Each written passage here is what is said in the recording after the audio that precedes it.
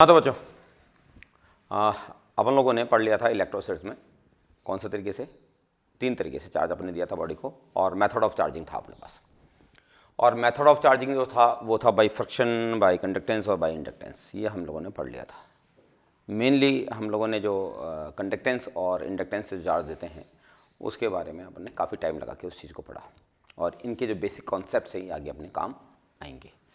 Charge के जो 2 method थे, कंडक्शन और इंडक्शन, कोई दिक्कत नहीं है, कोई बात ऐसी नहीं है कि दोनों से ही चार्ज जाता है बॉडी पर, ठीक है। लेकिन दोनों के अंदर फिर भी कुछ डिफरेंसेस है। अब क्या क्या डिफरेंसेस हैं साहब कंडक्शन और इंडक्शन में, दोनों में जो हम चार्ज देते हैं उनके बीच में डिफरेंसेस क्या क्या हैं। तो जैसे ये एक बॉडी है और इस पर चार्ज है, और न्यूट्रल बॉडी है, और मैं इसको उठा के इससे टच कराऊंगा। और एक इंडक्शन में क्या करते हैं साहब, ये एक बॉडी है और इसके पास में मैं इसको लेके आया, यहाँ से एक चार्ज बॉडी लेके आऊँगा। तो दोनों में मेन डिफरेंस क्या है। पहला, अगर आप कंडक्टेंस से चार्ज देना चाहते हैं तो आप इसको उठाएं यहाँ से और इसको टच कराएं। जब आप टच कराएंगे, इसमें आप यहाँ टच कराएंगे, यानी यहाँ टच कराया जाएगा, यहाँ सफिशिएंटली क्लोज लाना होगा, पहली बात। दूसरी बात कि जो यहाँ चार्ज जाएगा ये चार्ज सिमिलर भी होगा, और दोनों बॉडीज़ में जो चार्ज जाएगा वो जो चार्जिंग बॉडी थी उसका चार्ज रिड्यूस हो जाएगा और कम हो जाएगा। बट इंडक्शन से जब हम लोग चार्ज देते हैं तो जो चार्ज फाइनली जो चार्ज बचेगा वो चार्ज बचता है कौन सा वाला, नेगेटिवली चार्ज। और जो इंड्यूसिंग चार्ज था उसकी वैल्यू पर कोई इफेक्ट नहीं होता, जबकि यहाँ इफेक्ट होता है, मतलब यहाँ इफेक्ट होता है, यहाँ कोई इफेक्ट नहीं होता, ठीक है। फिर एक और बात कि चार्ज होगा, वो चार्ज जितना भी था वो आधा आधा बढ़ जाता है, जबकि यहाँ पर इसके चार्ज की वैल्यू पर इफेक्ट नहीं आ रहा है। इसमें जो चार्ज होगा वो हमेशा चार्जिंग बॉडी से कम होगा, यानी जिस बॉडी पे चार्ज इंड्यूस हो रहा है, चार्ज बन रहा है यहाँ कंडक्शन में, वो चार्ज हमेशा कम होगा। बट यहाँ पर इस जगह पर देखा जाए तो चार्ज, अगर मैंने कंडक्टर ले लिया, यहाँ जो इस बॉडी पे चार्ज इंड्यूस होगा उसकी वैल्यू इस चार्ज के बराबर भी हो सकती है। ये मेन डिफरेंसेस थे कंडक्शन और इंडक्शन में। अब चार्ज के बारे में छोटी मोटी और कुछ बेसिक्स कॉन्सेप्ट्स हैं, जो 3 बातें और आएंगी। वो एक तो कंजर्वेशन लॉ ऑफ चार्ज, और एक आएगा कंजर्वेशन लॉ के बाद में एक आएगा आपका क्वांटम थ्योरी, ठीक है। क्वांटम थ्योरी चार्ज के लिए एक वो आएगी, और एक आएगी हमारे पास में क्वांटम थ्योरी के बाद में एक जो हमारे पास में आ रहा है वो कुछ बेसिक प्रॉपर्टी और चार्ज के बारे में। तो चार्ज की कुछ और बेसिक बातें क्या हैं वो देखें हम लोग। पहला, मेरा क्वेश्चन है आपसे, पहला ही क्वेश्चन ये है कि क्या आप चार्ज को, है ना, क्या आप चार्ज को मैटर से अलग कर सकते हो? It is possible for you to separate a charge from its matter. क्या आपके पास में ऐसा किया जाना आपके द्वारा पॉसिबल है कि आप चार्ज को मैटर से अलग कर सकते हैं? तो पहला ही क्वेश्चन मेरा ये था, और इसका आप आंसर करें, सोचें और सोच के आप आंसर दें कि it is possible for you to separate a charge from its matter. तो आप इसको कर पाएंगे या नहीं कर पाएंगे, सोचना है आपको और मुझे जवाब देना है। तो क्या आप चार्ज को मैटर से अलग कर सकते हैं? तो इसका आंसर आप सोचें जब तक मैं बनाता हूँ। जैसे मेरे पास में इसका पहला बात ये, आप थोड़ा सोचना, ये सोडियम का ही एटम बनाता हूँ, या चलो किसी का भी मैंने एटम बता दिया। ये उसका न्यूक्लियस है और ये उसके चारों तरफ इलेक्ट्रॉन चक्कर लगाने हैं। पहले ऑर्बिट में 2 मान लेते हैं अपन, और फिर 1 2 3 4 5 6 7 8 और यहाँ आपका 1। मैंने आपसे पूछा it is possible for you to separate a charge from its matter, क्या अलग किया जा सकता है? तो मैं यहाँ से मैंने इस इलेक्ट्रॉन को अलग कर दिया। मैंने इस इलेक्ट्रॉन को अलग कर दिया ना, तो आपका आंसर क्या होना चाहिए? किया जा सकता है या नहीं किया जा सकता है? इलेक्ट्रॉन अलग हो गया ना, तो इसका मतलब आपका आंसर जा रहा होगा किया जा सकता है। ना ना ना ना, मेरा क्वेश्चन आपने ध्यान से नहीं सुना, मेरा क्वेश्चन आपने ध्यान से नहीं सुना। मैंने कहा it is possible for you to separate a charge from its matter, तो आपको लगता है कि साहब मैंने इसको अलग कर दिया यहाँ से, ठीक है। लेकिन अगर आप इस इलेक्ट्रॉन को देखेंगे तो इलेक्ट्रॉन का जो मास होता है वो होता है 9.1 इंटू 10⁻³ kg, ठीक है। और यहाँ जो इसका चार्ज होता है वो 1.6 इंटू 10⁻19 कूलम्ब, ये होता है इसका चार्ज नेगेटिव, यानी इलेक्ट्रॉन का चार्ज इतना है और इलेक्ट्रॉन का मास इतना है। मैंने पूछा था आपसे कि क्या आप अलग कर सकते हैं, तो आपने आंसर मैंने कहा इलेक्ट्रॉन को अलग किया और उसके बेस पर आपने कह दिया हाँ हो सकता है शायद, बट अभी बात पूरी हुई नहीं है। जो चीज़ आपने अलग की है वो इलेक्ट्रॉन अलग किया है। अब आपको देखने की बारी ये है, सोचने की बारी ये है कि जब आप इलेक्ट्रॉन को देखेंगे तो इलेक्ट्रॉन को देखने के बाद में आपको ये सोचना है क्या कि क्या ये वाकई अलग हो गया। तो आप यहाँ देखेंगे कि ये जो चार्ज है, ये चार्ज में मास भी है, ये आप क्या इन दोनों को अलग कर सकते हो? यानी आप क्या इन दोनों को अलग कर सकते हो? नहीं कर सकते। यानी कि आपका आंसर हो गया असंभव, impossible. It is impossible to separate a charge from its matter, यानी चार्ज को मैटर से अलग किया जाना पॉसिबल नहीं है और किसी भी तरीके से पॉसिबल नहीं है। ठीक है, यानी मेरी एक बात हो गई, एक बात बिल्कुल क्लियर हो गई। जैसे मैं यहाँ हूँ, मैं पैदा हुआ हूँ, मेरा जन्म हुआ है, इसका मतलब निश्चित रूप से मेरे माँ बाप का भी तो जन्म हुआ होगा, तभी तो मैं हुआ हूँ। लेकिन अगर मैं इसकी उल्टी बात करूँ कि कहीं पे मास है तो कहीं पर मास है, मतलब क्या वहाँ पर चार्ज होना भी जरूरी है? कि मास है तो क्या चार्ज होना जरूरी है? यानी मास है मतलब चार्ज होगा? हाँ, चार्ज है तो मास हमेशा होगा। यानी चार्ज होगा तो मास हमेशा होगा। बट कहीं मास है, मास कहीं है, तो क्या वहां चार्ज होगा? जैसे ये पेन, इस पेन में मास आपको दिख रहा है, तो क्या यहाँ चार्ज भी होगा? ये डेफिनेट चार्ज होगा? कोई जरूरी नहीं है। ये न्यूट्रल भी हो सकता है। न्यूट्रॉन के पास में क्या है? मास, बट उसके बाद चार्ज नहीं है। तो मैंने कहा एक इंसान यहाँ है, एक इंसान का जन्म यहाँ हुआ है, तो डेफिनेटली अगर मैं यहाँ हूँ तो मेरे पेरेंट्स भी आए होंगे धरती पर। लेकिन मैं हूँ तो क्या जरूरी है क्या मेरे बच्चे भी होंगे? May be, may not be. तो मैंने कहा the existence of proof of mass is also the proof of existence of charge. क्या मास का प्रूफ चार्ज के एग्जिस्टेंस को प्रूफ करता है? नहीं, मे बी और मे नॉट बी। लेकिन proof of existence of charge is also the proof of existence of mass. यानी चार्ज का प्रूफ है, चार्ज है मतलब ये आराम से कहा जा सकता है कि वहां मास है। और यहां से एक बात बनती है जो मैं आपको कह दूं, चार्ज कांट स्टे विदाउट मास, यानी चार्ज नहीं रह सकता मास के बिना। अगर तुम्हें भी आगे की जिंदगी में मान लो किसी से बहुत अच्छी दोस्ती हो जाए, दोस्ती भी हो सकती है, तुम्हारे पेरेंट्स से तुम्हें बहुत ज़्यादा लगाव हो, या आपकी कोई बहुत बहुत बहुत अच्छी है ना, बहुत अच्छी दोस्त हो, और आप वहाँ मतलब एक डायलॉगबाजी करना चाहते हो, तो वहाँ एक डायलॉग मार सकते हो। कौन सा डायलॉग? कि बोले जिस तरह से चार्ज मास के बिना नहीं रह सकता, मैं भी ग्यारसी तेरे बिना नहीं रह सकता। मतलब charge can't stay without mass, charge mass के बिना नहीं रह सकता, तो हे ग्यारसी मैं भी तेरे बिना नहीं रह सकता। Proof of existence of charge is also proof of existence of mass. बात से बात निकली आई और मैंने आपसे पूछा कि क्या आप एक फोटोन और एक न्यूट्रिनो, फोटोन और न्यूट्रिनो, मेरे वर्ड पर ध्यान दीजिए, न्यूट्रॉन नहीं बोल रहा हूं, फोटोन और न्यूट्रिनो, क्या आप फोटोन और न्यूट्रिनो को चार्ज दे सकते हो? क्या आप फोटोन और न्यूट्रिनो को चार्ज दे पाएंगे? It is possible for you to charge a photon और न्यूट्रिनो, तो it is impossible. Charge photon को नहीं दिया जा सकता है कभी, चार्ज न्यूट्रिनो को कभी नहीं दिया जा सकता। चार्ज फोटोन और न्यूट्रिनो को क्यों नहीं दिया जा सकता? क्योंकि फोटोन और न्यूट्रिनो का रेस्ट मास जीरो होता है। मतलब इनके पास में रेस्ट मास जो होता है इनका जीरो होता है। और चार्ज ने साफ साफ ही घोषित कर दिया कि साहब मैं तो बिना मास के रह ही नहीं सकता हूं। अब इन पर मास ही नहीं है, इनका रेस्ट मास जीरो होता है, इसलिए फोटोन और न्यूट्रिनो को कभी भी चार्ज नहीं दिया जा सकता। देखो दोस्तों, ऐसा है कि इस दुनिया में कुछ चीजें असंभव थी, असंभव है, असंभव ही रहेंगी। यानी कि जो तुम डायलॉगबाजी करते हो ना कि nothing is impossible in this world, यानी कुछ भी असंभव नहीं है, तो उसको मेरे पास लाओ, मैं उसको सबा दूंगा। यानी कुछ लोग तो डायलॉग भी मारते हैं कि वर्ड्स इम्पॉसिबल में भी ये लिखा हुआ है कि आई एम पॉसिबल। मतलब बात समझ रहे हैं आप मेरी, कि वो डायलॉगबाजी है। बाकी कुछ चीज़ें वाकई असंभव हैं जो असंभव ही रहेंगी, इम्पॉसिबल रहेंगी। जैसे अगर मैं आपको कहूँ कि चार्ज को मैटर से अलग करो, ये इम्पॉसिबल होगा। अगर आपने ज़्यादा बात करी कि बोले मेरे लिए कुछ भी असंभव नहीं है, कुछ भी इम्पॉसिबल नहीं है, मैं सब कुछ कर सकता हूँ, तो मैं कह दूँगा ये फोटोन है, न्यूट्रिनो, जा चार्ज दे दे इनको। तो फोटोन और न्यूट्रॉन को चार्ज देना पॉसिबल नहीं है। तो कुछ चीज़ें असंभव थी, असंभव हैं और असंभव ही रहेंगी। ठीक है, यानी कि आपको 2-3 बातें क्लियर हो गई होंगी।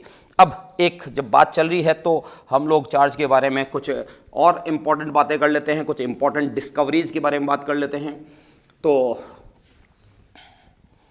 कौन कौन सी इंपॉर्टेंट बातें हैं, कौन कौन सी इंपॉर्टेंट डिस्कवरीज हुई हैं हमारे इस चार्ज के इस चैप्टर को आगे बढ़ने के दौरान में। तो सबसे पहले आया था साहब इलेक्ट्रॉन जो था आपका, जो न्यूक्लियस के चारों तरफ चक्कर लगाता है, उसकी खोज किसने की, उसको किसने ढूंढा, किसने मालूम किया उसके बारे में, तो उसका नाम था साइंटिस्ट का जे थॉमसन। यानी कि इलेक्ट्रॉन की खोज करने वाले साइंटिस्ट का नाम था कौन सा, जे थॉमसन। तो जे थॉमसन ने मालूम किया साहब, इलेक्ट्रॉन की खोज किया, ठीक है। फिर उसके बाद में जो साइंटिस्ट आया वो आया आपका इलेक्ट्रॉन का स्पेसिफिक चार्ज। इलेक्ट्रॉन का स्पेसिफिक चार्ज क्या होता है 2 मिनट बाद में बताऊंगा, ठीक है। इसकी खोज करने वाला साइंटिस्ट भी कौन था, जे थॉमसन है। जे थॉमसन ने ही खोज किया किसका, इलेक्ट्रॉन का specific charge. Specific charge of electron क्या है, ये खोज करने वाला साइंटिस्ट भी था जे थॉमसन। अब इसके बाद में अगला साइंटिस्ट आता है कि इलेक्ट्रॉन का चार्ज कितना होता है, इसको बताया आपको मिलिकन ने अपने ऑयल ड्रॉप मेथड से। यानी मिलिकन ने सबसे पहले मालूम किया था कि इलेक्ट्रॉन का जो चार्ज है वो चार्ज होता कितना है, ये बताने वाला साइंटिस्ट जो था वो मिलिकन था। और इलेक्ट्रॉन का मास बताने का भी इनडायरेक्टली ऑनर, डायरेक्ट ऑनर नहीं, इनडायरेक्टली ऑनर जाता है किसको, मिलिकन को। यानी कि पहले खोज हुई इलेक्ट्रॉन की, इलेक्ट्रॉन का स्पेसिफिक चार्ज क्या होता है, स्पेसिफिक चार्ज सुनिएगा। स्पेसिफिक चार्ज होता है अगर किसी भी बॉडी के चार्ज में उसके मास का डिवीजन कर दें, the ratio of charge and mass is called specific charge. किसी भी बॉडी का अगर हमें स्पेसिफिक चार्ज निकालना होगा तो उस बॉडी के चार्ज में उस बॉडी के मास का हमें डिवीजन करना पड़ेगा। फॉर एग्जांपल इलेक्ट्रॉन जो जे थॉमसन ने खोज किया, इलेक्ट्रॉन का E/m जे थॉमसन ने निकाला था, और वो जे थॉमसन ने निकाला था 1.76 × 10⁻11 कूलम पर kg। यानी अगर आपके पास में बहुत सारी चीजें थी, उसमें से एक चीज और आ चुकी है, इलेक्ट्रॉन का चार्ज आपको पता था, इलेक्ट्रॉन का मास आपको पता था। अगर इलेक्ट्रॉन के चार्ज में इलेक्ट्रॉन के मास का डिवीजन किया जाए तो वैल्यू आएगी कितनी, 1.76 × 10⁻11 कूलम पर kg। ये खोज किया किसने, ये खोज किया जे थॉमसन ने।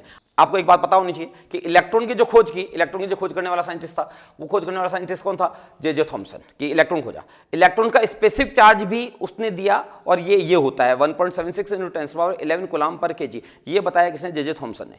ये बात, 2 बातें क्लियर हो चुकी हैं कि ये आ चुका है। लेकिन इसके काफी दिनों बाद में, इसके काफी टाइम बाद में मिलिकन आता है और इलेक्ट्रॉन का चार्ज बताता है कि इलेक्ट्रॉन का चार्ज जो था वो 1.6 × 10⁻19 कूलम होता है, और अपने वर्ल्ड फेम जो ऑयल ड्रॉप मेथड था उस मेथड के जरिए वो बताता है। अब सवाल यहां ये उठता है कि इलेक्ट्रॉन का चार्ज बाद में खोजा गया, इलेक्ट्रॉन का मास का इनडायरेक्ट ऑनर भी हम मिलिकन को ही देते हैं, यानी मास भी बाद में पता लगा, चार्ज भी बाद में पता लगा। तो फिर जे थॉमसन ने किस तांत्रिक विद्या से E/m बता दिया? तो आप भी बता सकते हो, ना E पता ना M पता जे थॉमसन के टाइम पर, बट E/m पता। तो ठीक है, कैसे पता किया साहब, क्या तरीका था? तो आओ, एक जादू था यहां पर। जैसे मैं आपके सामने एक इक्वेशन लिखता हूं, 2x/y = 6। मुझे x और y की दोनों की वैल्यू नहीं पता, बट मुझे x/y की वैल्यू पता है, 3। यानी मुझे x नहीं पता, मुझे y नहीं पता, बट मुझे x/y पता है। ठीक ऐसा ही हुआ था किसके साथ, जे थॉमसन के साथ। जे थॉमसन एक बार एक एक्सपेरिमेंट कर रहे थे जो थॉमसन पैराबोलिक मेथड कहलाता है। उसके अंदर एक इक्वेशन बनी थी, उसके अंदर E/m भी आया था, बाकी सारी चीजें नोन थी। E नहीं पता था, M नहीं पता था, और फाइनली जो उसकी जो डायमेंशन आ रही थी, जो यूनिट्स आ रही थी, वो आ रही थी कूलम पर kg। तो उसके अंदर जो इक्वेशन बची थी वो E/m बचा हुआ था, लेकिन और बाकी सारी चीजें नोन थी, तो E/m की वैल्यू निकल के वो वैल्यू ही आई। तो उसने क्या कहा कि साहब इलेक्ट्रॉन का मैंने E/m ढूंढ दिया, जैसे आपने अभी x/y ढूंढा। लेकिन यहीं से इंस्पिरेशन मिली कि यार x तो अलग मालूम करूं, x कितना है, ठीक है, इनका रेशियो ये है, y तो मालूम करूं कि y कितना है। तो यहीं से इंस्पिरेशन मिलती है कि इलेक्ट्रॉन का चार्ज जो कि नेगेटिव होता है वो होता कितना है, या आपका इलेक्ट्रॉन का मास कितना होता है। तो कैसे पता लगा, किस तरह से पता लगा, वो देखें साहब। वहाँ जो था आपका मिलिकन का ऑयल ड्रॉप मेथड किया गया, और ऑयल ड्रॉप मेथड के अंदर क्या हुआ वो हमारे सिलेबस के बाहर है, बट मैं आपको शॉर्ट में बता देता हूँ क्या किया गया था उस वक्त। यहाँ पर ये 2 कैपेसिटर की प्लेट्स हैं, ये कैपेसिटर की 2 प्लेट लगाई गई। कैपेसिटर का नाम आपने सुन लिया होगा, आपने जब हम इंट्रोडक्शन दे रहे थे आपको इस चैप्टर का, तो कैपेसिटर का एक नाम आया था आपकी 12th क्लास की फिजिक्स के अंदर। सेकंड चैप्टर जो है वो आपका कैपेसिटर का है।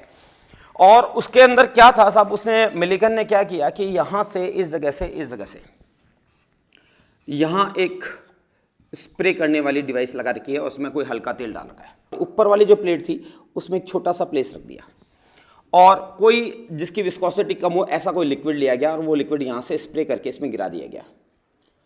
ऑयल की खास बात है कि ऑयल जब भी कभी फ्रैक्शनलाइज होगी एयर से, वो नेगेटिव चार्ज गेन कर लेगी, ठीक है।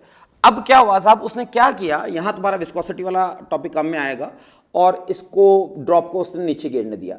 जब ड्रॉप नीचे गिर रही है तो वो नीचे किसकी वजह से गिर रही है, ग्रेविटी की वजह से। यहां उस पर फोर्स लगा mg, ये फोर्स लगा उसको mg, ये mg नीचे की तरफ लगा। बायंसी फोर्स ऊपर की तरफ लगा, तो बायंसी फोर्स जो था वो उस पर ऊपर की तरफ लगा, तो mg माइनस का b, और mg बड़ा था बायंसी फोर्स से, तो इसने नीचे की तरफ से एक्सेलरेट किया, इसकी वेलोसिटी बढ़ी, वेलोसिटी बढ़ी तो इस पर विस्कोसिटी फोर्स बढ़ा, विस्कोसिटी फोर्स बढ़ा तो mg माइनस का b इज इक्वल टू वो viscosity force 6 pi r eta v1 मालूम किया गया जब इसने टर्मिनल वेलोसिटी ले ली। मैं आपको डिटेल में नहीं बता रहा हूँ, मैं आपको बहुत शॉर्ट में बता रहा हूँ, ठीक है, क्योंकि ये हमें पढ़ना नहीं है, बट आप जब ऑब्जेक्टिव क्वेश्चन करोगे तो इस टॉपिक पर कोई ना कोई क्वेश्चन होगा। तो mg माइनस का b is equal to 6 pi r eta v1, और ये आपने 11th क्लास में पढ़ा हुआ है, ठीक है। 6 पाई r नीटा v1 ये कब लगेगा, जबकि आपके पास चीजें बैलेंस हो जाएगी, ठीक है। और ये टर्मिनल वेलोसिटी उसने अटेन कर ली है। नीटा क्या है, एयर की विस्कोसिटी है, r क्या है, जो ड्रॉप तुमने ली है उसकी रेडियस है, v1 क्या है, टर्मिनल वेलोसिटी है इसके नीचे की तरफ आने की। तो जब ये एयर से फ्रैक्शनलाइज हुआ और जैसे ही ये से टकराने वाला था, यहां से इससे टकराने वाला था, इस जगह से टकराने वाला था, हमने यहां पर बहुत सारी ड्रॉप बनी थी, उसमें से हमने वो वाली ड्रॉप ली है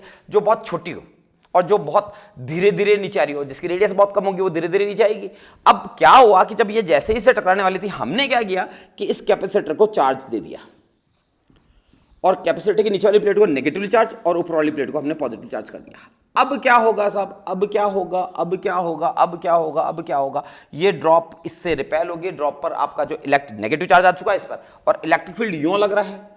इलेक्ट्रिक फील्ड जब यूं लगेगा नीचे की तरफ, तो ड्रॉप पर नेगेटिव चार्ज है। आगे समझाएंगे कि नेगेटिव चार्ज पर फोर्स हमेशा लगता है इलेक्ट्रिक फील्ड की डायरेक्शन के अपोजिट डायरेक्शन में। तो इलेक्ट्रिक फील्ड नीचे की तरफ है, फोर्स लगेगा ऊपर की तरफ, तो ये ऊपर की तरफ फोर्स लगेगा। अभी भी जब ये बॉल अब क्या करेगी, ये ड्रॉप अब क्या करेगी, ऊपर की तरफ मूव करना चालू करेगी। जब ये ऊपर की तरफ मूव करेगी तब क्या हो रहा है, अब यहां 4 फोर्स आ चुके हैं। mg हमेशा की तरह नीचे की तरफ, बायंसी फोर्स हमेशा ऊपर की तरफ लगेगा, और जो आपका विस्कोसिटी फोर्स है वो मोशन की डायरेक्शन के अपोजिट डायरेक्शन में लगेगा। और एक और कौन सा फोर्स बचा है यहां पर, एक आपका mg हो गया, एक आपका विस्कोसिटी फोर्स हो गया, एक आपका बायंसी फोर्स हो गया, और इलेक्ट्रिक फोर्स।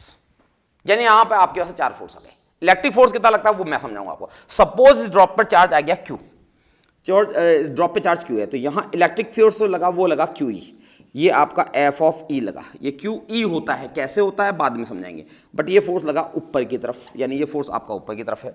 बायंसी फोर्स जो लगेगा वो इस पर हमेशा ऊपर की तरफ लगेगा, ये बी हमेशा जो भी है ये ऊपर की तरफ लगेगा।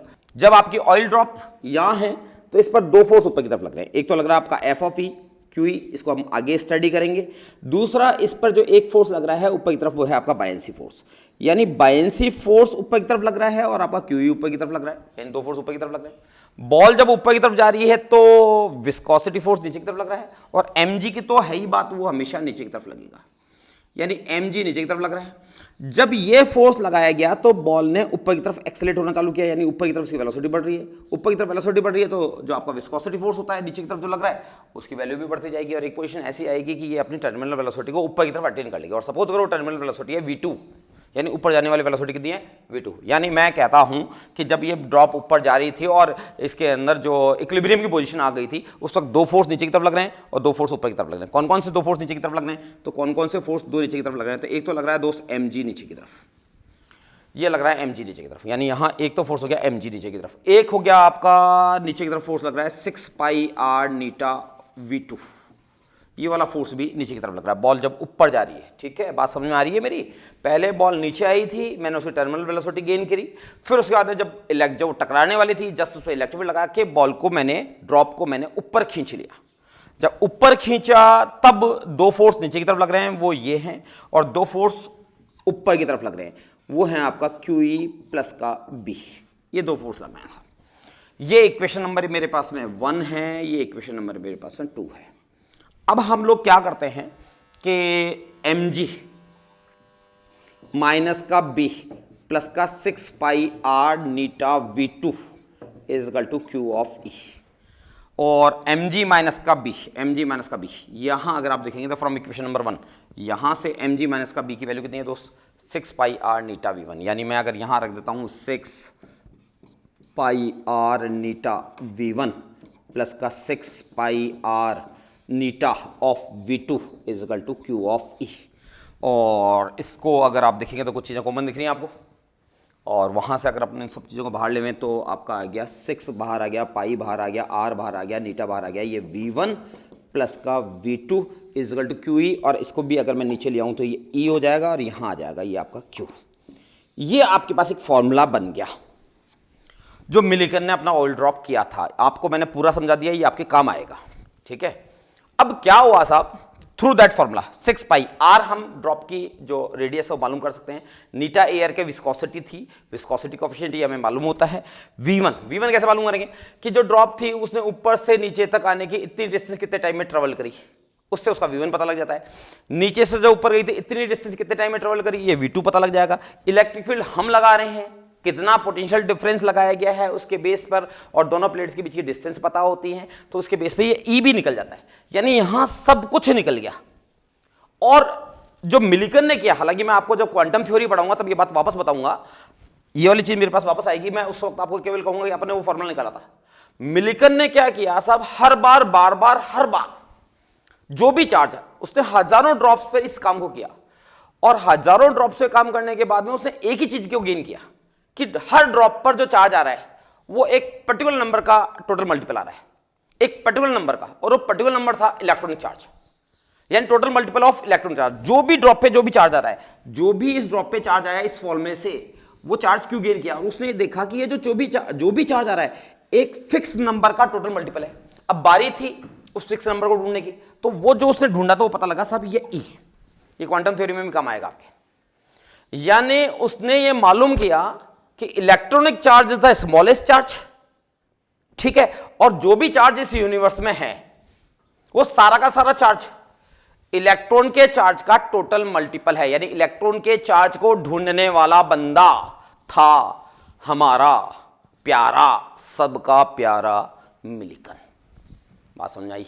यानी मिलिकन ने ढूंढा था इलेक्ट्रॉन चार्ज। बात कर रहे थे अपन इंपॉर्टेंट डिस्कवरी की, और हमें केवल डिस्कवरी ही बतानी थी, इसने करी, बट हमने वो काम कर दिया जो कि क्वांटम थ्योरी में करना था, तो ठीक है, वहां का टाइम बच गया अपना। बात समझ में आई क्या? कैसे करते हैं? ये लिया आपने कैपेसिटर की 2 प्लेट ली, ऊपर वाली प्लेट में यहाँ पर थोड़ा सा बीच में एक छोटा सा छेद बना दिया। आपने क्या किया, वहाँ से किसी स्प्रेयर की हेल्प से तेल की ड्रॉप्स को अंदर एंटर करवाया। आपने उस ड्रॉप का यहाँ सेलेक्ट किया जो ड्रॉप बहुत छोटी थी, ताकि उसकी रेडियस कम हो, तो वो धीरे धीरे चले, ताकि हम लोग अपना पूरा जो एक्सपेरिमेंट है उसको हम लोग परफॉर्म कर पाए। तो उसने वो छोटी सी ड्रॉप ली जो बिल्कुल धीरे धीरे नीचे आ रही थी, ये नीचे गई। तो शुरुआत में इसमें केवल mg लग रहा था, जैसे ही ये इसमें एंटर हुई, जैसे ही यहाँ से इसमें एंटर हुई, इसमें बायनेंसी फोर्स ऊपर की तरफ लगा। शुरुआत में mg बड़ा था, b छोटा था, तो वो नीचे की तरफ ड्रॉप जारी है, नीचे की तरफ ड्रॉप जारी है, और जैसे जैसे उसकी एक्सेलरेशन बढ़ रहा है mg माइनस का b की वजह से, वैसे वैसे उस पर वेलोसिटी उसकी बढ़ती जा रही है। वेलोसिटी बढ़ने की वजह से उस पर फ्रैक्शनल फोर्स, विस्कोसिटी फोर्स, जो कि आपको स्टॉक ने बताया था, वो लगता चला गया, यानी इक्विलिब्रियम में हो गया आपका mg माइनस का b equal to 6 pi r eta v1। ये क्वेश्चन नंबर 1 समझ में आई, इसको हम लोग यूज़ करेंगे आगे जाके। फिर इसके बाद में अगली बात आती है, कौन सी वाली? इसका अगला पॉइंट आता है, कौन सा वाला? अगला पॉइंट आता है साहब, ये ड्रॉप जाके इसे टकराने वाली थी, अगर इसे टकरा जाती तो हमारा काम ही अधूरा रह जाता। तो हमने क्या किया कि साहब इस कैपेसिटर की जो नीचे वाली प्लेट है, प्लेट बी, यानी ये प्लेट ए बोल दो इसको, ये प्लेट ए है, ये प्लेट बी से जैसे ही वो टकराने वाली थी, हमने इलेक्ट्रिक फील्ड लगा दिया साहब। और नेगेटिवली चार्ज बॉडी पर जो आपका फोर्स लगता है वो इलेक्ट्रिक फील्ड की डायरेक्शन के अपोजिट डायरेक्शन लगता है, और वो जो फोर्स लगेगा वो लगेगा QE। क्यों? हम ये मान चुके हैं कि ड्रॉप पर चार्ज Q आ चुका है, और वो जैसे ड्रॉप इसे टकराने वाली थी, मैंने यहाँ इलेक्ट्रिक फील्ड लगा दिया, तो यहाँ से ड्रॉप क्या होगी, ऊपर की तरफ मूव करेगी। अब भाई साहब बात आ गई यहाँ पे, पहले तो 3 ही फोर्स थे, अब तो 4 फोर्स हो गए। एक mg नीचे की तरफ है आपका, क्योंकि ड्रॉप ऊपर जाएगी तो जो विस्कोसिटी फोर्स है वो नीचे की तरफ लगेगा, QE ऊपर की तरफ लग रहा था, बायनेंसी हमेशा ऊपर की तरफ लगेगा। जैसे ये बिल्कुल सत्य बात है, बायनेंसी फोर्स हमेशा ऊपर की तरफ लगेगा, mg हमेशा नीचे की तरफ लग रहा है। तो यहाँ हमारी इक्वेशन बनी mg प्लस का 6 पाई r नीटा v2। ये मैं मान चुका हूँ कि इक्विलिब्रियम की पोजीशन आ चुकी है ऊपर जाते वक्त। अब वेलोसिटी में कोई चेंज नहीं हो रहा है, इसका मतलब ऊपर लगने वाले नेट फोर्स इक्वल टू नीचे लगने वाले नेट फोर्स। और ये अगर बात को मैं ढूंढता हूँ तो मेरे पास लगता है mg प्लस का 6 pi r Neeta v2 equal to QE plus का b is the buoyancy force. QE, ये क्यों क्या है, वो फ्रैक्शनल के बाद में ऑयल की ड्रॉप पे जो चार्ज आया है वो है Q।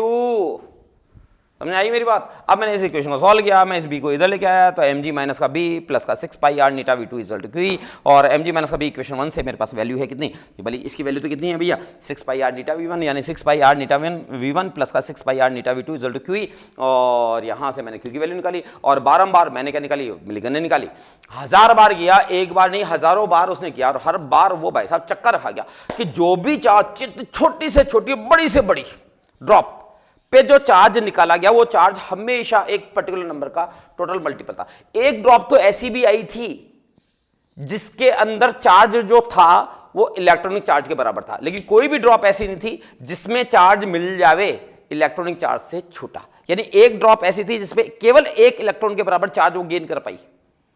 यानी कहने का मतलब हो गया कि इलेक्ट्रॉन की खोज करने का ऑनर जो दिया जाता है वो किसको दिया जाता है, मिलिकन को।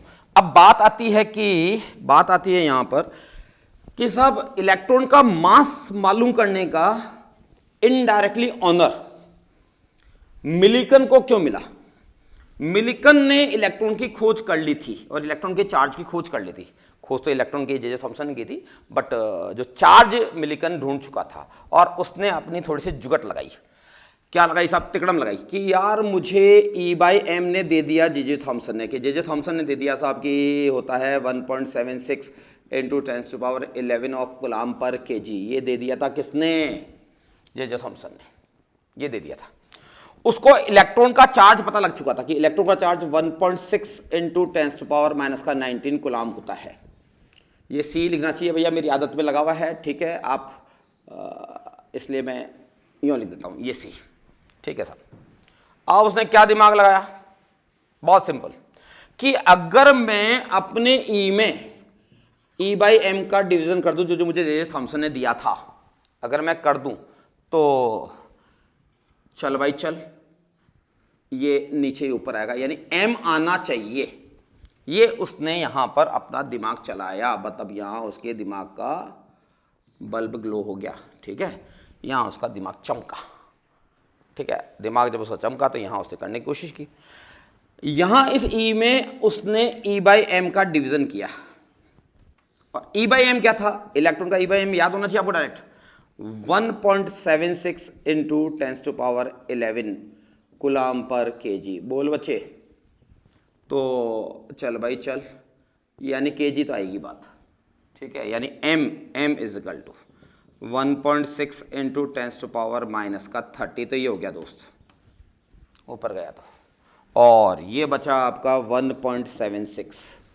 अगर मैं यहाँ से हटा दूँ तो ये माइनस का 31 करूँगा, बोले साहब, यानी कि 16 में लगभग 1.25 का डिवीजन कर रहे हैं आप, ये 1.76। तो अगर मान लो यहाँ ये यहाँ अगर अपन मान लेते हैं पूरा, अगर आपका अगर इस जगह हम लोग मान लेते हैं पूरा अगर 2 होता तो 8 इंटू 10⁻31 आ जाता, बट 1.76 है तो वैल्यू तो थोड़ी सी बड़ी आएगी। जब इससे डिवाइड किया गया तो वैल्यू आई आपकी अप्रॉक्सिमेटली 9.1 इंटू 10⁻31 केजी। जो तू अभी शुरुआत से बोले जा रहा था कि इलेक्ट्रॉन का मास ये होता है, उसको तुझे बताया किसने, मिलिकन ने, यानी इनडायरेक्टली ऑनर देते हैं हम किसको, मिलिकन को। अब बात आई इंपॉर्टेंट डिस्कवरीज की, बात को रिपीट करने की। सबसे पहले इलेक्ट्रॉन की खोज करने वाला साइंटिस्ट था जे थॉमसन। इलेक्ट्रॉन का E बाई एम होता है 1.76 इंटू 10⁻⁻11 प्लस 11। इलेक्ट्रॉन का जो स्पेसिफिक चार्ज है, और स्पेसिफिक चार्ज किसे कहते हैं, किसी भी बॉडी के चार्ज में उसके मास का डिवीजन करने से जो चीज आएगी उसको हम बोलेंगे स्पेसिफिक चार्ज। इलेक्ट्रॉन का जो स्पेसिफिक चार्ज है दोस्त वो होता है आपका 1.76 इंटू 10⁻11 कूलम पर केजी। और इलेक्ट्रॉन का मास मालूम करने का जो इनडायरेक्टली ऑनर देते हैं वो किसको देते हैं, मिलिकन को। समझ में आ गया होगा कि ना होता बांस ना बसती बांसुरी, मतलब अगर वो जे थॉमसन नहीं ढूंढता किसको, E बाई एम को, तो हम नहीं ढूंढ पाते किसको, मास को। मतलब कड़ी से कड़ी मिली है, लोगों ने मेहनत किया है। आप भी सोचें, आप भी करें कुछ ताकि आपको भी याद किया जाए। तो बात मेरी ये हो रही है यहाँ कि हमने इंपॉर्टेंट डिस्कवरी कर ली साहब।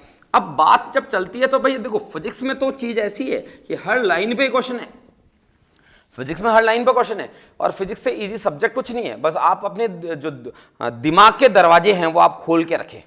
जैसे आप अपनी मस्तियों के लिए, आप अपने मर्जियों के लिए अपने दिमाग के दरवाजे हरदम खोल के रखते हैं, आपको कभी भी कोई चीज़ को कहना नहीं पड़ता। तो आपका सबसे बड़ी चीज़ मेरा जो आपसे कहना है वो सिर्फ इतना सा है कि आप स्टडी में इंटरेस्ट पैदा करें।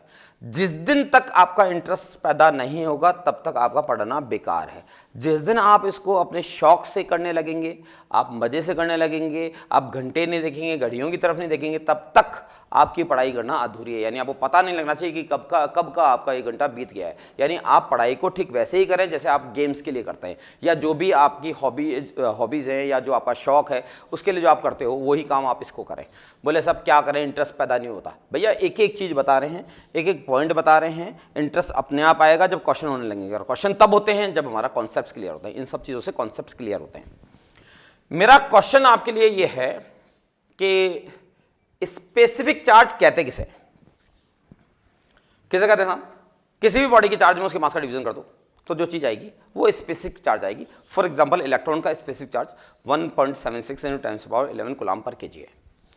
मैंने आपसे पूछा कि क्या specific charge of a electron E/m, मैं बार बार में इसलिए लिख रहा हूं ताकि आपको याद हो जाए, 11 coulomb per KG. Specific charge of electron is a universal constant. क्या इलेक्ट्रॉन का स्पेसिफिक चार्ज यूनिवर्सल कांस्टेंट है? जानते हो यूनिवर्सल कांस्टेंट किसे कहते हैं? जैसे कैपिटल G यूनिवर्सल कांस्टेंट है, जिसकी वैल्यू कभी नहीं बदलेगी। H Planck constant universal constant है, ठीक है। क्या यूनिवर्सल कांस्टेंट का मतलब समझते हो? जिसकी वैल्यू कभी भी किसी कंडीशन में ना बदले, वो कहलाता है यूनिवर्सल कांस्टेंट। जैसे ये एक यूनिवर्सल ट्रुथ है कि तू एक दिन मरेगा, तय बात है मेरी, मैं बचूंगा तो मैं भी नहीं। तू सोच रहा होगा बोले मुझे क्यों मार दिया सर ने? भैया तू भी मरेगा, मैं भी मरूंगा, जो भी इस धरती पे जन्म लेता है वो एक दिन मरेगा। दिस इज यूनिवर्सल ट्रुथ, इसको कोई चेंज नहीं कर सकता। श्री कृष्ण जी ने गीता का उपदेश दिया था किसको? दुर्योधन को? अर्जुन को। अर्जुन को दिया था, अर्जुन को। और अर्जुन को जो दिया था तो उसमें ये कहा था कि देख हे तात, जो भी इस धरती पे जन्म लेगा उसकी मृत्यु निश्चित है, मतलब उसकी मौत जरूर होगी। दिस इज यूनिवर्सल ट्रुथ, तू बात मान ले। जिसको या तो तू इसको मार दे, नहीं तो मरेगा तो वैसे भी, ठीक है। तो कहने का मतलब सीधा सीधा सा है कि बात साहब यहाँ इतनी सी है कि मैंने कहा कि इलेक्ट्रॉन का जो E/m जो तूने निकाला, इट्स अ यूनिवर्सल ट्रुथ। क्या ये यूनिवर्सल कांस्टेंट है? तो आपका आंसर जा रहा है साहब यूनिवर्सल कांस्टेंट है। ठीक है साहब, आपका आंसर पूरी तरह से गलत है। इलेक्ट्रॉन का E/m जो 1.76 × 10⁻11 कूलम पर केजी एक यूनिवर्सल कांस्टेंट नहीं है। और क्यों नहीं है? बिकॉज ऑफ दिस, मास की वजह से। अब यहां मैं आपको एक बात बताता हूं।